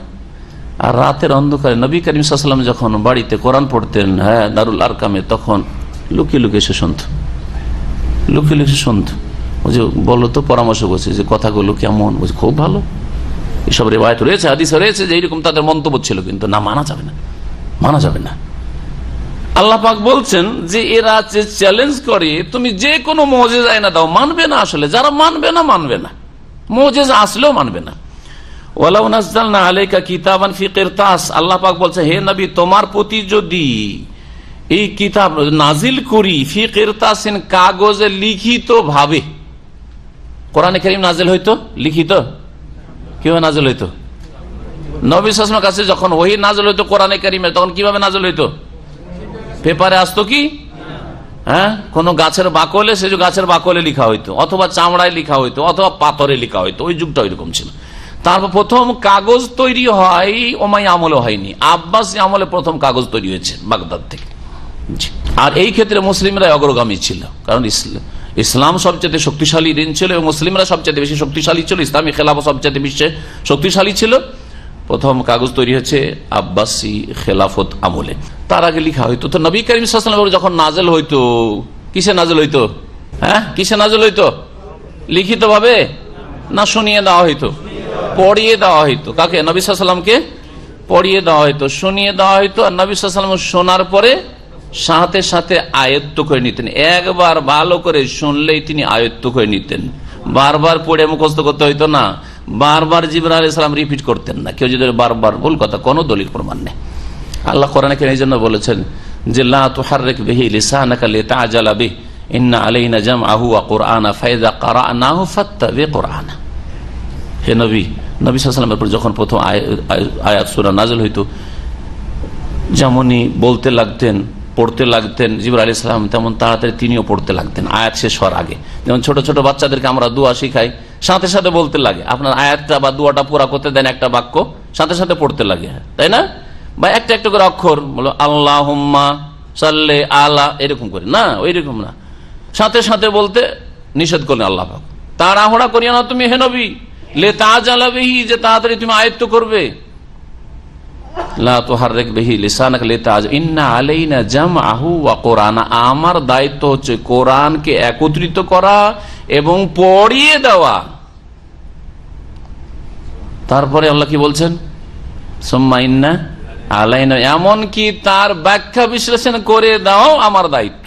আর এক আয়াতে এই বিষয়টি বলেছেন। তো নবী করিম সাল্লাল্লাহু আলাইহি ওয়াসাল্লাম ফাইযা ক্বারানাহু ফাত্তাবি কুরআনা, যখন আমি পড়িয়ে দেব, মানে আমার ফেরেশতা জিবরাইল পড়িয়ে দেবে, তখন এই পড়ার তুমি অনুসরণ করিও, ফলো করিও, মানে পুরোটাকে তুমি শোনো, পুরোটাকে শুনে তুমি আয়ত্ত করো। আর যেমনই বলতে লেগেছেন জিবরাইল আলাইহিস সালাম, তেমনই তুমি বলতে লাগবে না, এটা করিও না। তা নবী করিম সাল্লাল্লাহু আলাইহি ওয়াসাল্লামকে একবার সুন্দর করে শুনিয়ে দিতেন জিবরাইল আলাইহিস সালাম, আর তিনি আয়ত্ত করে নিতেন। এটি ছিল কোরআন নাজেলের তরিকা। আল্লাহ পাক বলছেন আমি ওইভাবে নাজেল করাই, ওরা তো দেখতে পায় না, মক্কার মুশরিকরা দেখতে পাচ্ছে কি যে কখন কোরআন নাজেল হইলো আর না হইলো দেখতে পাই না। কখনো জিবরাইল আলাইহিস সালাম মানুষের রূপ ধরে আসতেন, কখনো রূপ ধরে আসতেন না, অধিকাংশ সময় তিনি রূপ ধরে আসতেন না। একটি আওয়াজ হইতো, ঝনঝনকার আওয়াজ, বিভিন্ন রকম স্বপ্নেও কখনো ওহী হইতো নবী করিম সাল্লাল্লাহু আলাইহি সাল্লামকে। তো আল্লাহ পাক বলছেন যে এইভাবে ওহী নাজিল করাই যদি তারা সন্দিহান হয়, বিশ্বাস না করে, আমি যদি লিখিত ভাবেও নামিয়ে দিই কোরআন তবু বিশ্বাস করবে না। ওয়ালাউ নাযালনা আলাইকা কিতাবান ফি কিরতাস, হে নবী তোমার প্রতি যদি আমি কিতাব আল কোরআন নাজিল করি ফি কিরতাসিন, কাগজে লিখিত অবস্থায়। কিরতাসুন মানে কাগজ। আজকাল সৌদি আরবেও স্টেশনারি যেগুলো, স্টেশনারি দোকান, ওগুলোকে কি লেখা থাকে? কিরতাসিয়া লেখা থাকে, কিরতাসিয়া স্টেশনারি দোকান। ফালামাসুহু বিআইদিহিম, আর তারপরে সেটাকে তারা নিজ হাতে যদি স্পর্শ করে, দেখে, ছুঁয়ে দেখে, যেমন আমার কোরআন ছুঁয়ে দেখছে, এরকম যদি ছুঁয়ে স্পর্শ করেও দেখে, লাকালাল্লাযীনা কাফারু, তারপরেও কাফেররা বলবে ইন হাযা ইল্লা সিহরুম মুবিন, এটি হচ্ছে সুস্পষ্ট জাদু, সুস্পষ্ট জাদু ছাড়া আর কিছু নয়। তারপরেও জাদু বলবে, তাহলে এদেরকে কি করে বিশ্বাস করানো যাবে? যারা বিশ্বাস করবে না করবে না, যারা হেদায়েত হবে না হবে না, বদনসিব। ওয়াকালু, আর মক্কার মুশরিক কাফেররা বলে লাউলা উনজিলা আলাইহি মালাক, আচ্ছা মুহাম্মদ যদি রাসূলই হইলেন আর তার কাছে কোরআন নাযিল হচ্ছে, তো তার সাথে একটা ফেরেশতা কেন নেমে আসে না? ফেরেশতা মালায়েকা নেমে আসবে, আসার পরে বলবে, আমাদেরকে বলবে যে দেখো এ হচ্ছে আল্লাহ রসুল, আমি হচ্ছি ফেরেশতা, আমি সার্টিফাই করছি, আমাদেরকে বলুক তো বিশ্বাস করব। এই ধরনের চ্যালেঞ্জ করতো তারা। বললা উনজিলা আলাইহি মালাক, নবীর ওপর যখন ওহী হয় তখন এক ফেরেশতা কেন নেমে আসে না? ফেরেশতা রূপে, উদ্দেশ্য তাদের ফেরেশতা রূপে নেমে আসে না। ওয়ালাউ আনজালনা মালাকান, আল্লাহ বলছেন আমি যদি ফেরেশতাকে ফেরেশতা রূপে নামিয়ে দিই, যে আসল রূপ রয়েছে, লাকুযিয়াল আমরু সুম্মা লা ইউনজারুন, তাহলে চূড়ান্ত ফয়সালা হয়ে যাবে, আর তারপরে তাদেরকে কোনো অবকাশ দেওয়া হবে না। অর্থাৎ ফেরেশতা নেমে আসবে, নেমে আসার পরে কোরআন নাজিল হবে আর সার্টিফাই করবে যে এই কোরআন আমি ফেরেশতা বলছি, আর তারপরে যদি না মানে আর মানবে না, যারা মানবে না তারা মানবে না, তখন আর কোনো কল্যাণ নেই, সাথে সাথেই মক্কাকে ধ্বংস করে দেওয়া, মক্কাবাসীকে ধ্বংস করে দেওয়া হবে। এটাই চাও? আর মানুষের স্বভাব এটা, যে মানবে না ওকে যা কিছু দেন আপনি, আর যেইভাবে বলেন না কেন মানতে চাইবে না। সুতরাং তোমাদের পরিণামটা তো ধ্বংস ছাড়া আর কিছু থাকবে না। তারপরে আল্লাহ রাব্বুল আরো বলছেন এই মর্মে, ওয়ালাউ জাআলনাহু মালাকান, আচ্ছা ধরো আমি মালাক ফেরেশতাকে নামিয়ে দিলাম, ওহী নাজিল হচ্ছে তার সাথে সাথে ফেরেশতাকে নামিয়ে দিলাম, তাহলে সামনে দুটো অপশন আছে। একটা হচ্ছে ফেরেশতাকে ফেরেশতার রূপে অথবা মানুষের রূপে। যদি ফেরেশতার রূপে আল্লাহ পাঠান, তাহলে ফেরেশতাকে দেখে, মালায়েকাকে দেখে মানুষ বরদাস্ত করতে পারবে, ভয়ে ভীত হয়ে মরে যাবে, ভয়ে ভীত হয়ে বাঁচতে পারবে না, থরথর করে কেঁপে হার্ট অ্যাটাক করে মারা যাবে। ফেরেশতা যদি এক্ষুনি নামে, কোনো মানুষ বরদাস্ত করতে পারবে না। আসল রূপ ধরে যদি আসে, ভয়ঙ্কর হবে আপনার জন্য। সুতরাং সে কোনো কথা বলবে আর সেটা মনোযোগ সহকারে শুনবে আর গ্রহণ করবে, এটার ক্ষমতা নেই, বাঁচতে পারবে না। আর যদি তোমরা যাতে করে স্থির থাকো, শান্ত থাকো, সেই জন্য ফেরেশতাকে যদি মানুষের রূপে আল্লাহ নামিয়ে দেন, তাহলে আরেক ঝামেলা। কি ঝামেলা? বলছে মুহাম্মদ মানুষেও মানুষ, কেন মানবো? ঠিক না? হ্যাঁ, মানুষ হে মুহাম্মদের সঙ্গী, ওর পার্টনার, ওর সমর্থক, হ্যাঁ, মুসা আর হারুনের মতো করে দিতে হবে, মানবো না, ঠিক না? তাহলে তো কাজ হবে না। সুতরাং ওই সব চ্যালেঞ্জ ফ্যালেঞ্জ উদ্দেশ্য তোমাদের সৎ না, অসৎ উদ্দেশ্য তোমাদের। ওয়ালাউ জাআলনাহু মালাকান, আমি যদি তাকে ফেরেশতা বানিয়ে দিই, লা জাআলনাহু রাজুলান, তাহলে তাকে কি করব? একজন মানুষের রূপ দিয়ে পাঠাবো, মানুষের রূপে পাঠাবো। ওয়ালা লাবাসনা আলাইহিম মা ইয়ালবিসুন, কারণ মানুষের রূপ ছাড়া তোমাদের কাছে পাঠানো যাবে না, বাঁচতে পারবে না। মানুষের রূপে যখন পাঠাবো তখন লা লাবাসনা আলাইহিম, তাদের ওপর গোলক ধাঁধা হয়ে যাবে, সেটা মায়ালবেসন, যাতে তারা আরো ধাঁধাই পড়ে যাবে, মানে অস্পষ্ট হয়ে যাবে। লাবাস না, এখানে লাবাসা এলবেসো আরবি গ্রামারে যারা যারা গ্রামার বুঝেন সার্ফ, এর মানে হয় একাকার হয়ে যাওয়া, অস্পষ্ট হয়ে যাওয়া। দুজন মানুষ বসে আছেন, আপনারা একজন যে ঝিমাচ্ছেন, ঠিক না? ঝিমাচ্ছেন তখন মানুষ, ঠিক না? নিশ্চিত মানুষ, কারণ ফেরেশতা ঝিমাবে না। কিন্তু এই লোকটা ফেরেশতা না কি কেমনে বুঝবো? তো মানুষের রূপে তো আছে, ঠিক না? তাহলে মোহাম্মদ সাল্লাল্লাহু আলাইহি ওয়াসাল্লামের সাথে যদি ফেরেশতা মানুষের রূপে পাঠান, তাহলে কি করে বোঝা যায় যে মোহাম্মদ সাল্লাল্লাহু আলাইহি ওয়াসাল্লামের সাথে যেটা সাপোর্ট করছে, বলছে দেখো এই মক্কার লোকেরা শোনো, আমি ফেরেশতা বলছি, আমি মিকাইল বলছি, আমি ইসরাফিল বলছি, আমি জিবরাইল বলছি, এ হচ্ছে মোহাম্মদ রসুল আর এ হচ্ছে কোরআন। তো কি করে বুঝবে যে এটা মানুষ না ফেরেশতা? বোঝা যাবে? ওয়ালা লাবাস না হলে ধাঁধাই পড়ে যাবে যে কি মানুষ না ফেরেশতা, আমি কি করে বুঝবো? জি, লাবসুন মাসদার লাবাসা ইয়ালবিসু মানে হচ্ছে অস্পষ্ট হয়ে যাওয়া, ইখতিলাত, একাকার হয়ে যা, বুঝা না বুঝা যাওয়া। আর লাবেসা ইয়ালবাসু সামে আসমাও থেকে লিবসুন বা লুবসুন মানে হচ্ছে পরিধান করা। এখান থেকে লেবাস, পোশাককে কি বলা হয়? লেবাস বলা হয়। পোশাক দেখেন কি সুন্দর আরবি ভাষা, কত সুন্দর ভাষা, একটাই শব্দ, শুধু লাবাসার জায়গায় লাবেসা করে দেন, কাপড় পরিধান করা। আনা লাবেস তো সব কাপড় পরেছি, আর লাবাস তো ভুল, লাবাস তো মানে হচ্ছে আমি একাকার করে দিয়েছি, হ্যাঁ ধাঁধাই ফেলে দিয়েছি, জি অস্পষ্ট করে দিয়েছি। আল্লাযীনা আমানু ওয়া লাম ইয়ালবিসু, কি আছে? ঈমান, ওই যে লাবাসা ইয়ালবিসু এখানে আছে, লাবাস যারা বেদ্রুপ থেকে যারা ঈমান নিয়ে আসবে আর তাদের ঈমানের সাথে জুলমকে একাকার করে দিবেন না। ওখানে ওয়া লাম ইয়ালবিসু ঈমানা বিজুলম, হ্যাঁ ঈমানের সাথে জুলমকে মিশিয়ে দেবে না, একাকার করার অর্থ এখানে রয়েছে।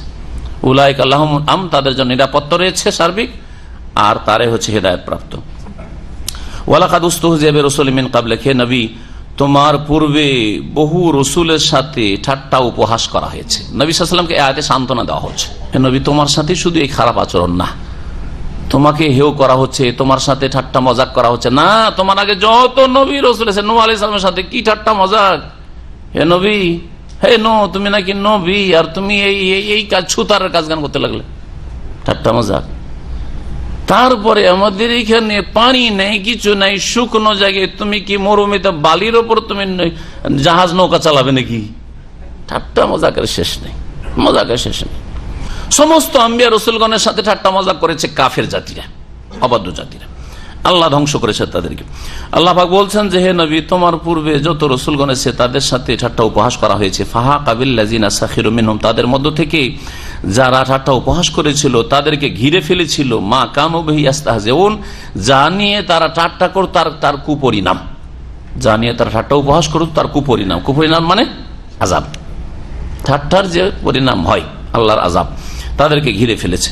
কুল হে নবী বলো, ওরা যদি বিশ্বাস না করে যে না অন্য কোন জাতিকে রসুলের নাফরমানির কারণে ধ্বংস করা হয়নি, তো একটু পৃথিবী ঘুরে দেখো, যাও তাদেরকে সাম দেশের দিকে চলে যেতে বলো, হ্যাঁ চলে যেতে বলো, ওই সামুদের এলাকার দিকে, তাবুকের দিকে চলে যেতে বলো, আলোলায় চলে যেতে বলো, সেই ওমান আর ইয়ামানের এলাকায় আদ সম্প্রদায়ের জাতি, হ্যাঁ লুত আলাইহিস সালামের জাতিকে মৃত সাগর যে সাদ্দমে ধ্বংস করা হয়েছে ওইসব এলাকা দেখতে বলো।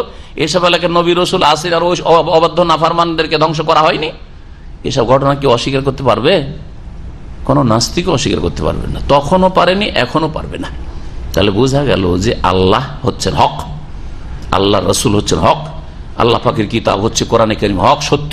জি, আর যারা মানে না তারা অহংকার প্রদর্শন করে। আল্লাহ পাক বলছেন হে নবী তাদেরকে বলো সিরু ফিল আরদ, তোমরা পৃথিবীতে একটু বিচরণ করো, ভ্রমণ করো, দেখো ভ্রমণ করে। সম্মান জরু, অতঃপর তোমরা চিন্তা করে দেখো কাইফা কানা আকিবাতুল মুকাজ্জিবিন, অমান্যকারীদের, মিথ্যা প্রতিপন্নকারীদের পরিণাম কি হয়েছিল, তাদেরকে কিভাবে ধ্বংস করা হয়েছে। তাহলে পৃথিবী ভ্রমণ করা যেতে পারে যদি সৎ উদ্দেশ্য থাকে। সৎ উদ্দেশ্য কি? সৎ উদ্দেশ্য হচ্ছে যে আল্লাহর জমিনে যেসব নিদর্শনাবলী রয়েছে সেগুলি দেখে আল্লাহকে চেনা, আল্লাহর দিন সম্পর্কে জ্ঞান অর্জন করা, হ্যাঁ আল্লাহর প্রতি ঈমানকে আরো শক্তিশালী মজবুত করা, এগুলি উদ্দেশ্য। সুতরাং আল্লাহর জমিনে যেসব জাতির উত্থান পতন হয়েছে সেগুলি দেখে আপনি অনেক কিছু শিখতে পারবেন। মোগলদের ভারতে যেসব পরিত্যক্ত জিনিসগুলি রয়েছে, হ্যাঁ তাদের কারনামা যেগুলি রয়েছে, লাল কেল্লা আর তাজমহল আর এইরকম তাদের রাজধানী আর তাদের মসজিদ, জামা মসজিদ আর এইরকম বহু কিছু রয়েছে। হ্যাঁ মুসলিম শাসকদের, বাংলাদেশে না এরকম সোনার মসজিদ, রাজশাহী চাপাই সোনার মসজিদ এলাকা যদি গড়ে বাংলা আসামের রাজধানী ছিল, সেগুলি যদি ঘুরে দেখেন সুবহানাল্লাহ, আজকে থেকে 500 বছর 700 বছর আগে তারা কত যে মজবুত তারা বিল্ডিং তৈরি করেছে, প্যালেস তৈরি করেছে, তো আপনি আশ্চর্য হবেন। আর তারা কত সুখী ছিল, কিন্তু আজকে তারা কোথায় চলে গেছে, গোলামের জীবন যাপন করছে। চিন্তা করুন তাহলে, ফানজুর কাইফা কানা আকিবাতুল মুকাদ্দিমিন। এমনিতে হয়েছে, আল্লাহর নাফরমানি করা হয়েছে, আল্লাহর বিরুদ্ধাচরণ করা হয়েছে, আল্লাহর জমিনে আল্লাহ শক্তিশালী করলে শিরক করা হয়েছে, কবর মাজার পূজাকে ধর্ম মনে করা হয়েছে, যার ফলে আল্লাহ পাক 800 বছরে এই রাজত্বকে ছিনিয়ে নিয়ে ইংরেজ জালেমদেরকে চাপিয়ে দিয়েছেন ভারত উপমহাদেশ মুসলিমদের ওপর। আর তারপর অন্যরা এসেছে, তারাও অন্য ধরনের জুলম অত্যাচার চলছে, জুলমের অবসান ঘটেনি আর ঘটবে না যতক্ষণ পর্যন্ত আল্লাহর দ্বীনের দিকে ফিরে না আসবে, তাওহীদ সুন্নতের দিকে ফিরে না আসবে, কোরআনে কারীমের রাসূলের হাদিসের দিকে ফিরে না আসবে। ভালো করে শুনে রাখেন, এই গোলামি শেষ হয়নি আর হবে না। আল্লাহ রাব্বুল আলামিন তারপরে বলছেন, কুল্লুমান মাফিস সামাওয়াতি ওয়াল আরদ, হে নবী তাদেরকে বলো যে আকাশসমূহ এবং জমিনে যা কিছু আছে তা কার, মানে এগুলির মালিক কে? কুল লিল্লাহ, এগুলি আল্লাহর, এসব কিছুর মালিক আল্লাহ। দেখেন আমরা যে নিজের মালিকানা জমি জায়গা এইসবের মালিক ছেড়ে ছেড়ে চলে যাচ্ছে না, যাচ্ছে না? রাজারা রাজত্ব ছেড়ে দিয়ে চলে যাচ্ছে, হ্যাঁ, যাদের কাছে ধন আছে ধন ছেড়ে চলে যাচ্ছে, তাদের ব্যবসা বাণিজ্য আছে ছেড়ে চলে যাচ্ছে, খালি হাতে চলে যাচ্ছে। সারা পৃথিবীর মানুষ এভাবে ধীরে ধীরে ধীরে যেতেই থাকবে, আর যাওয়ার পরে শেষখানে জমিন থেকে যাবে, আল্লাহ থাকবেন শুধু। তো মালিক কে? আল্লাহ। তখন স্পষ্ট উঠবে যে আসল মালিকটা কি। মতের সময় বোঝা যাচ্ছে যে কেউ মালিক না রে, এত ধন সম্পদের মালিক সব ছেড়ে খালি হাতে চলে গেল। এইরকম তার ছেলেরাও যাবে, 25-50 বছর পর তার ছেলেরা যেতে যেতে যেতে পৃথিবী শেষ হয়ে যাবে। হ্যাঁ, ইন্নাল আরদা লিল্লাহি ইউরিসুহা মান ইয়াশা, জমিনের মালিক একমাত্র আল্লাহ রাব্বুল আলামিন। তারপরে বলছেন যে কুল লিল্লাহ, আল্লাহর, কাতাবা আলা নাফসিহির রাহমা, আল্লাহ রাব্বুল আলামিন তার উপর রহমত, করুণা, দয়াকে অবধারিত করে দিয়েছেন। তিনি অনুগ্রহপূর্বক, এই নয় যে আল্লাহর উপর কেউ ফরজ করেছে, এখানে কাতাবা মানে আল্লাহ নিজের উপর অবধারিত করে নিয়েছেন, নিজের কর্তব্য হিসাবে তিনি গ্রহণ করেছেন যে আমি কি করব, দয়া করব। যে দয়াযোগ্য কে? যে মুমিন, যে মুসলিম আত্মসমর্পণকারী, যে ঈমান ভঙ্গ করেছে শিরক দ্বারা, যে ইসলাম ভঙ্গ করেছে ইসলাম পরিপন্থী বিষয় দ্বারা, তারা দয়াযোগ্য নয়। যারা ইসলামের গণ্ডিতে আসেনি তারা নয়, কাফের মুশরিক নয়, নাস্তিক নয়, আল্লাহর দুশমন না, আল্লাহর দোস্ত, কিন্তু দোস্তিতে অলস। আল্লাহকে ভালোবাসে, রসুলকে ভালোবাসে, কিন্তু এই পথে যারা অলস একটু, তাদের জন্য রহমত রয়েছে। আমার কথাটা বুঝছেন না? বুঝছেন না? একটা উদাহরণ দিয়ে বুঝায়। যাবেন মক্কা, বুঝছেন না? কিন্তু আপনি কচ্ছপের গতিতে যাচ্ছেন, আর রাস্তা মক্কারই ধরেছেন, তো মক্কা পৌঁছিতে পারবেন না? পারবেন না? পারবেন, কিন্তু কি হবে? সময় লাগবে, তাই না? যদি দ্রুত বেগে 100 কিলোমিটার ঘন্টায় যেতেন তাহলে কয়েক ঘন্টায় পৌঁছে যেতেন। আপনি 1 কিলোমিটার যেতে কচ্ছপের মতো, তাহলে কত? উটের পিঠের মতো, ওর চাইতে বেশি সময় লাগবে, 1 মাসই লাগবে, কিন্তু যাবেন আপনি। কোথায় পৌঁছিবেন? টার্গেটে পৌঁছে যাবেন, কারণ মক্কার রাস্তাটি ধরেছেন আপনি। কিন্তু রাস্তা ধরেছেন আপনি এইদিকে যে রাস্তাটা যাচ্ছে, আর খাবজি হয়ে হাফরুল বাতেন হয়ে যে রাস্তাটা যাচ্ছে, ওইটা কোন দিকে যাবে? ওই রাস্তা খাবজি দিয়ে ঢুকে গেলে কুয়েত, কিন্তু বাম দিকে একটু সরে যান তাহলে হাফরুল বাতেন, তাহলে ওইটা রাস্তা কোথায় যাবে? ইরাকের বর্ডার। তো ওটাও ছেড়ে দেন, মেন রোড দিয়ে চলে যান, তাহলে জর্ডনে গিয়ে ঢুকবে, ঠিক না? জর্ডন, সিরিয়া, ওই সব দেশের দিকে যাবে, ঠিক না? ওই দিকে যাবে। রাস্তা ধরেছেন আপনি জর্ডনের, রাস্তা ধরেছেন জর্ডনের, আর বলছেন যে যাব, দাবি কি? যাব কোথায়? মক্কা। আর গতি হচ্ছে আপনার 160 কিলোমিটার বেগে ঘন্টায়, গাড়ি ফুল স্পিড চালাচ্ছেন আপনি। 160, অনেকে 160-এ চালায়, নাজায়েজ কাজ, কিন্তু 120-এর বেশি চালানো জায়েজ নয়। জি হ্যাঁ, এটা হচ্ছে আল্লাহর আনুগত্য করা, রাসূলের আনুগত্য করা, নেতার আনুগত্য করা। এটা আপনার জন্য দুনিয়া আখিরাতের সার্বিক কল্যাণ নিয়ে আসবে। তো এত দ্রুত বেগে যাচ্ছেন, আর বড়ই আশা করে যাচ্ছেন যে খুব তাড়াতাড়ি মক্কা পৌঁছে যাব। যত দ্রুত যাচ্ছেন তত মক্কা থেকে কাছে যাচ্ছেন, তাই না? হ্যাঁ, তত দূরে হয়ে যাচ্ছেন, ঠিক কিনা? তাহলে আল্লাহকে পাবেন না কখনো এই রাস্তা দিয়ে গেলে। কিন্তু ওই কচ্ছপের গতিতে যদি আপনি এই রিয়াজ রোডটা ধরে তারপরে তাইফ রোড ধরে নেন, হ্যাঁ, তাহলে আপনি লাগুক কিছুদিন, হ্যাঁ, কিন্তু মক্কা আপনি একদিন পৌঁছিবেন। ঠিক ওই রকমই যারা কোরআন সুন্নাহর অনুসারী তাদের টার্গেট ঠিক আছে, কিন্তু অলস অলস নামাজটা পড়ে ইসলামটা ঠিক রেখেছে কিন্তু নামাজে অলস। হ্যাঁ, বেনামাজি নয়, বেনামাজি কিন্তু ইমান ভঙ্গ করলো। ভালো করে শুনে রাখেন, নামাজ 5 ওয়াক্তই পড়ে কিন্তু ওই জামাতে গিয়ে সব শেষে ওই সালামটা ধরে কোন রকম করে। জি, এই কচ্ছপ মার্খা মুসলিম, সহি আকীদার লোক কচ্ছপ মার্খা। বুঝছেন, নামাজ ঠিক আছে, রোজা ঠিক আছে, যাকাত হজ ঠিক আছে, কিন্তু হালাল হারামের ক্ষেত্রে বড়ই দুর্বলতা। বিড়ি সিগারেট ছাড়তে পারে না। হ্যাঁ, বোঝা গেছে, এখনো হারাম রুজি রোজগার করে। এই কচ্ছপের গতিতে ইসলাম পালন। সহি আকীদা বলছে আমার আকীদা ঠিক, ওই কবর মাজারে বিশ্বাসী না, ওইসব তাবিজ তোমারে বিশ্বাসী না, ওইসব জাদুটনে বিশ্বাসী না। বোঝা গেছে? জি হ্যাঁ, শিরিক করে না, বিদাত করে না, এইসব কিছুই করে না, শবে বরাত করে না, ওই ঈদে মিলাদুন বিদাত করে না, নামাজও পড়ে না, নামাজটা সুন্নতি তরিকায় পড়ে, কিন্তু হারাম খায়। হ্যাঁ, হারাম দেখে, হ্যাঁ, হারাম শোনে। এইরকম লোক, এরা কেমন মুসলমান? এরা হচ্ছে কচ্ছপ মার্কা মুসলমান। রাস্তা ঠিক আছে, জান্নাতের রাস্তা, কোরআন সুন্নাহর রাস্তা, কিন্তু কচ্ছপের গতিতে চলছে, যেতে অনেক দেরি লাগবে, সবাই জান্নাতে চলে যাবে, এরা ধাক্কা খেতে থাকবে, কিছুদিন শাস্তিও পেতে পারে, কবরে আযাব হয়েছে, তারপর হাসরের মাঠে আযাব হয়েছে, আবার জাহান্নামে কিছুদিন পড়ে থাকতে পারে। সব সাহাবায়ে কেরাম, তাবেঈন, যারা এই উম্মতের যারা নেক বান্দা সালেহীন, তারা জান্নাতে চলে গেছে, কয়েকশো বছর, কয়েক হাজার বছর পরে জাহান্নাম থেকে জান্নাতে উঠে আসছে। বুঝা গেছে? কারণ কচ্ছপের গতিতে ইসলামের উপর চলেছে, কিন্তু জান্নাত পাবে। কিন্তু যারা রাস্তা ধরে চলে, বলছে মক্কা যাবো, জান্নাতের রাস্তায় চলবো, কিন্তু জান্নাতের রাস্তা মনে করে রাস্তা ধরেছে আপনার ওই জর্ডানের রাস্তা। বুঝা গেছে? কিসের রাস্তা? শিরকের রাস্তা, বিদআতের রাস্তা। বলছে আল্লাহকে পাবো, জান্নাত হাসিল করে কবরে সিজদা করে, জান্নাত হাসিল করবো গৌস কুতুবের কাছে ছেলে মেয়ে চেয়ে, রোগ ভালো করতে পারে ওলি আউলিয়ার, ওলি আউলিয়াকে আল্লাহ অসাধারণ ক্ষমতা দিয়ে রেখেছেন, তাবিজে রোগ ভালো হয়। বোঝা গেছে? বিদআত করেছে, এইরকম ভুল পথে চলেছে যদি ঈমান ভঙ্গ করে থাকে। অথবা জাতিতে মুসলমান নাস্তিক, তাহলে কি বলেন? রাস্তা উল্টো, রাস্তা জান্নাতের রাস্তায় চলেনি। সুতরাং যত চলতে আছে ওই পথে, শিরকের পথে, বিদআতের পথে যত চলতে আছে, তত জান্নাত থেকে দূরে সরতেই আছে, আল্লাহ থেকে দূরে হতেই আছে। আল্লাহ পাক রব্বুল আলামিন তারপরে বলছেন যে আল্লাহ পাক তার উপর রহমতকে অবধারিত করেছেন। কার জন্য রহমত? যারা কচ্ছপের গতিতে ইসলামের ওপর আছে, যারা ইসলাম থেকে বেরিয়ে গেছে, ইসলাম ভঙ্গ করে, ধর্মের নামে শিরিক করে, তাদের জন্য নয়।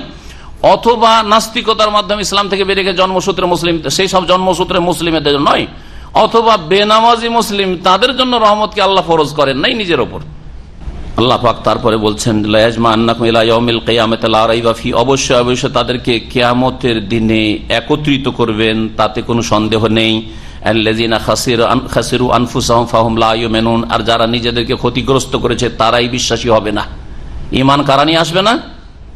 যারা ক্ষতিগ্রস্ত, এবং যারা ঈমান নিয়ে আসবে না তারাই হচ্ছে ক্ষতিগ্রস্ত। ওয়ালাহু মা সাকানা ফিল লাইলি ওয়ান নাহার, রাতে এবং দিনে যা কিছু বসবাস করে সব কিছুর মালিক আল্লাহ। সবগুলি কার? আল্লাহর। ওয়া হুয়া সামিউল আলিম, আর তিনি সবকিছু শোনেন এবং সবকিছু জানেন। রাতে বসবাস করে, দিনে বসবাস, কিছু রাতে ঘুমায়, কিছু দিনে ঘুমায়, সবকিছু, সব সৃষ্টির মালিক আল্লাহ। কিছু রাতে জন্মায়, কিছু দিনে জন্মায়, কিছু গাছপালা হ্যাঁ রাতে গজি উঠেছে, দিনে গজি উঠেছে, সমস্ত মাখলুকাত এক কথায় এই আয়াতে শামিল, সবকিছুর মালিক আল্লাহ পাক রব্বুল আলামিন।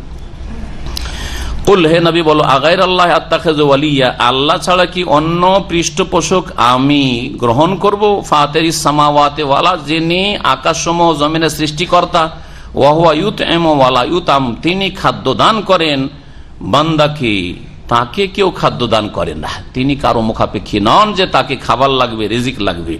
তিনি কিছু চান আপনার টাকা পয়সা? না, কিছু চান না। কুল, হে নবী বলে দেন, ইন্নী উমিরতু আন আকুনা আউওয়ালা মান আসলাম, আমি আদিষ্ট হয়েছি যে আমি যেন সর্বপ্রথম মুসলিম হই এই উম্মতের। এই উম্মতের সর্বপ্রথম মুসলিম কে? নবী মুহাম্মদ সাল্লাল্লাহু আলাইহি ওয়াসাল্লাম। ওয়ালা তাকুনান্না মিনাল মুশরিকিন, আর যাতে করে হে মানুষ বা হে নবী তুমি মুশরিকদের অন্তর্ভুক্ত না হয়। এ হচ্ছে আল্লাহ পাকের আদেশ।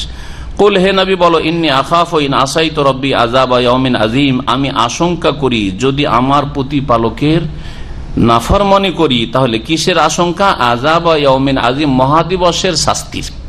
মহাদিবসের শাস্তির আশঙ্কা রয়েছে যদি আমি আল্লাহর নাফরমানি করি। মাই ইউসরাফ আনহু ইয়াউমাইযিন ফাকাদ রাহিমা, যার থেকে আল্লাহর আযাবকে, শাস্তিকে সেই দিন সরিয়ে নেওয়া হবে, সেই ব্যক্তির ওপরই আল্লাহ রহম করবেন।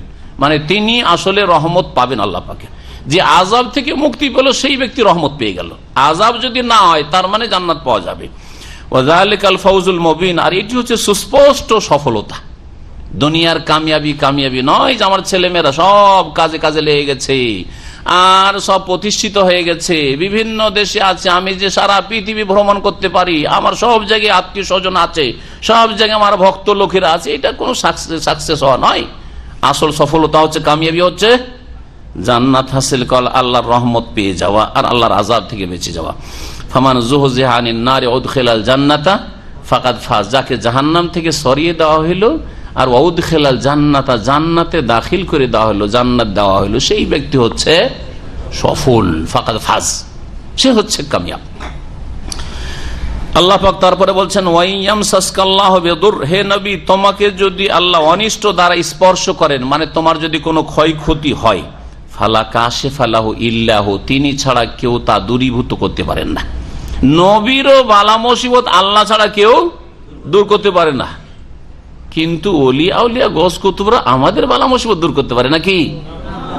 চিন্তা করুন তো, কত অজ্ঞতা, শিরকের মতো মূর্খতা আর কিছু নেই। মৃত ব্যক্তি কবরে দাফনে আছে, জিলানি, চিশতি আর শাহজালাল বাবা তার কাছে আশা করে বসে আছেন যে বাবা উদ্ধার করবে। নবী সম্পর্কে আল্লাহ বলছেন, নবী তোমার উপর যদি বালা মুসিবত আল্লাহ দেন তো আল্লাহ ছাড়া কেউ উদ্ধার করতে পারে না।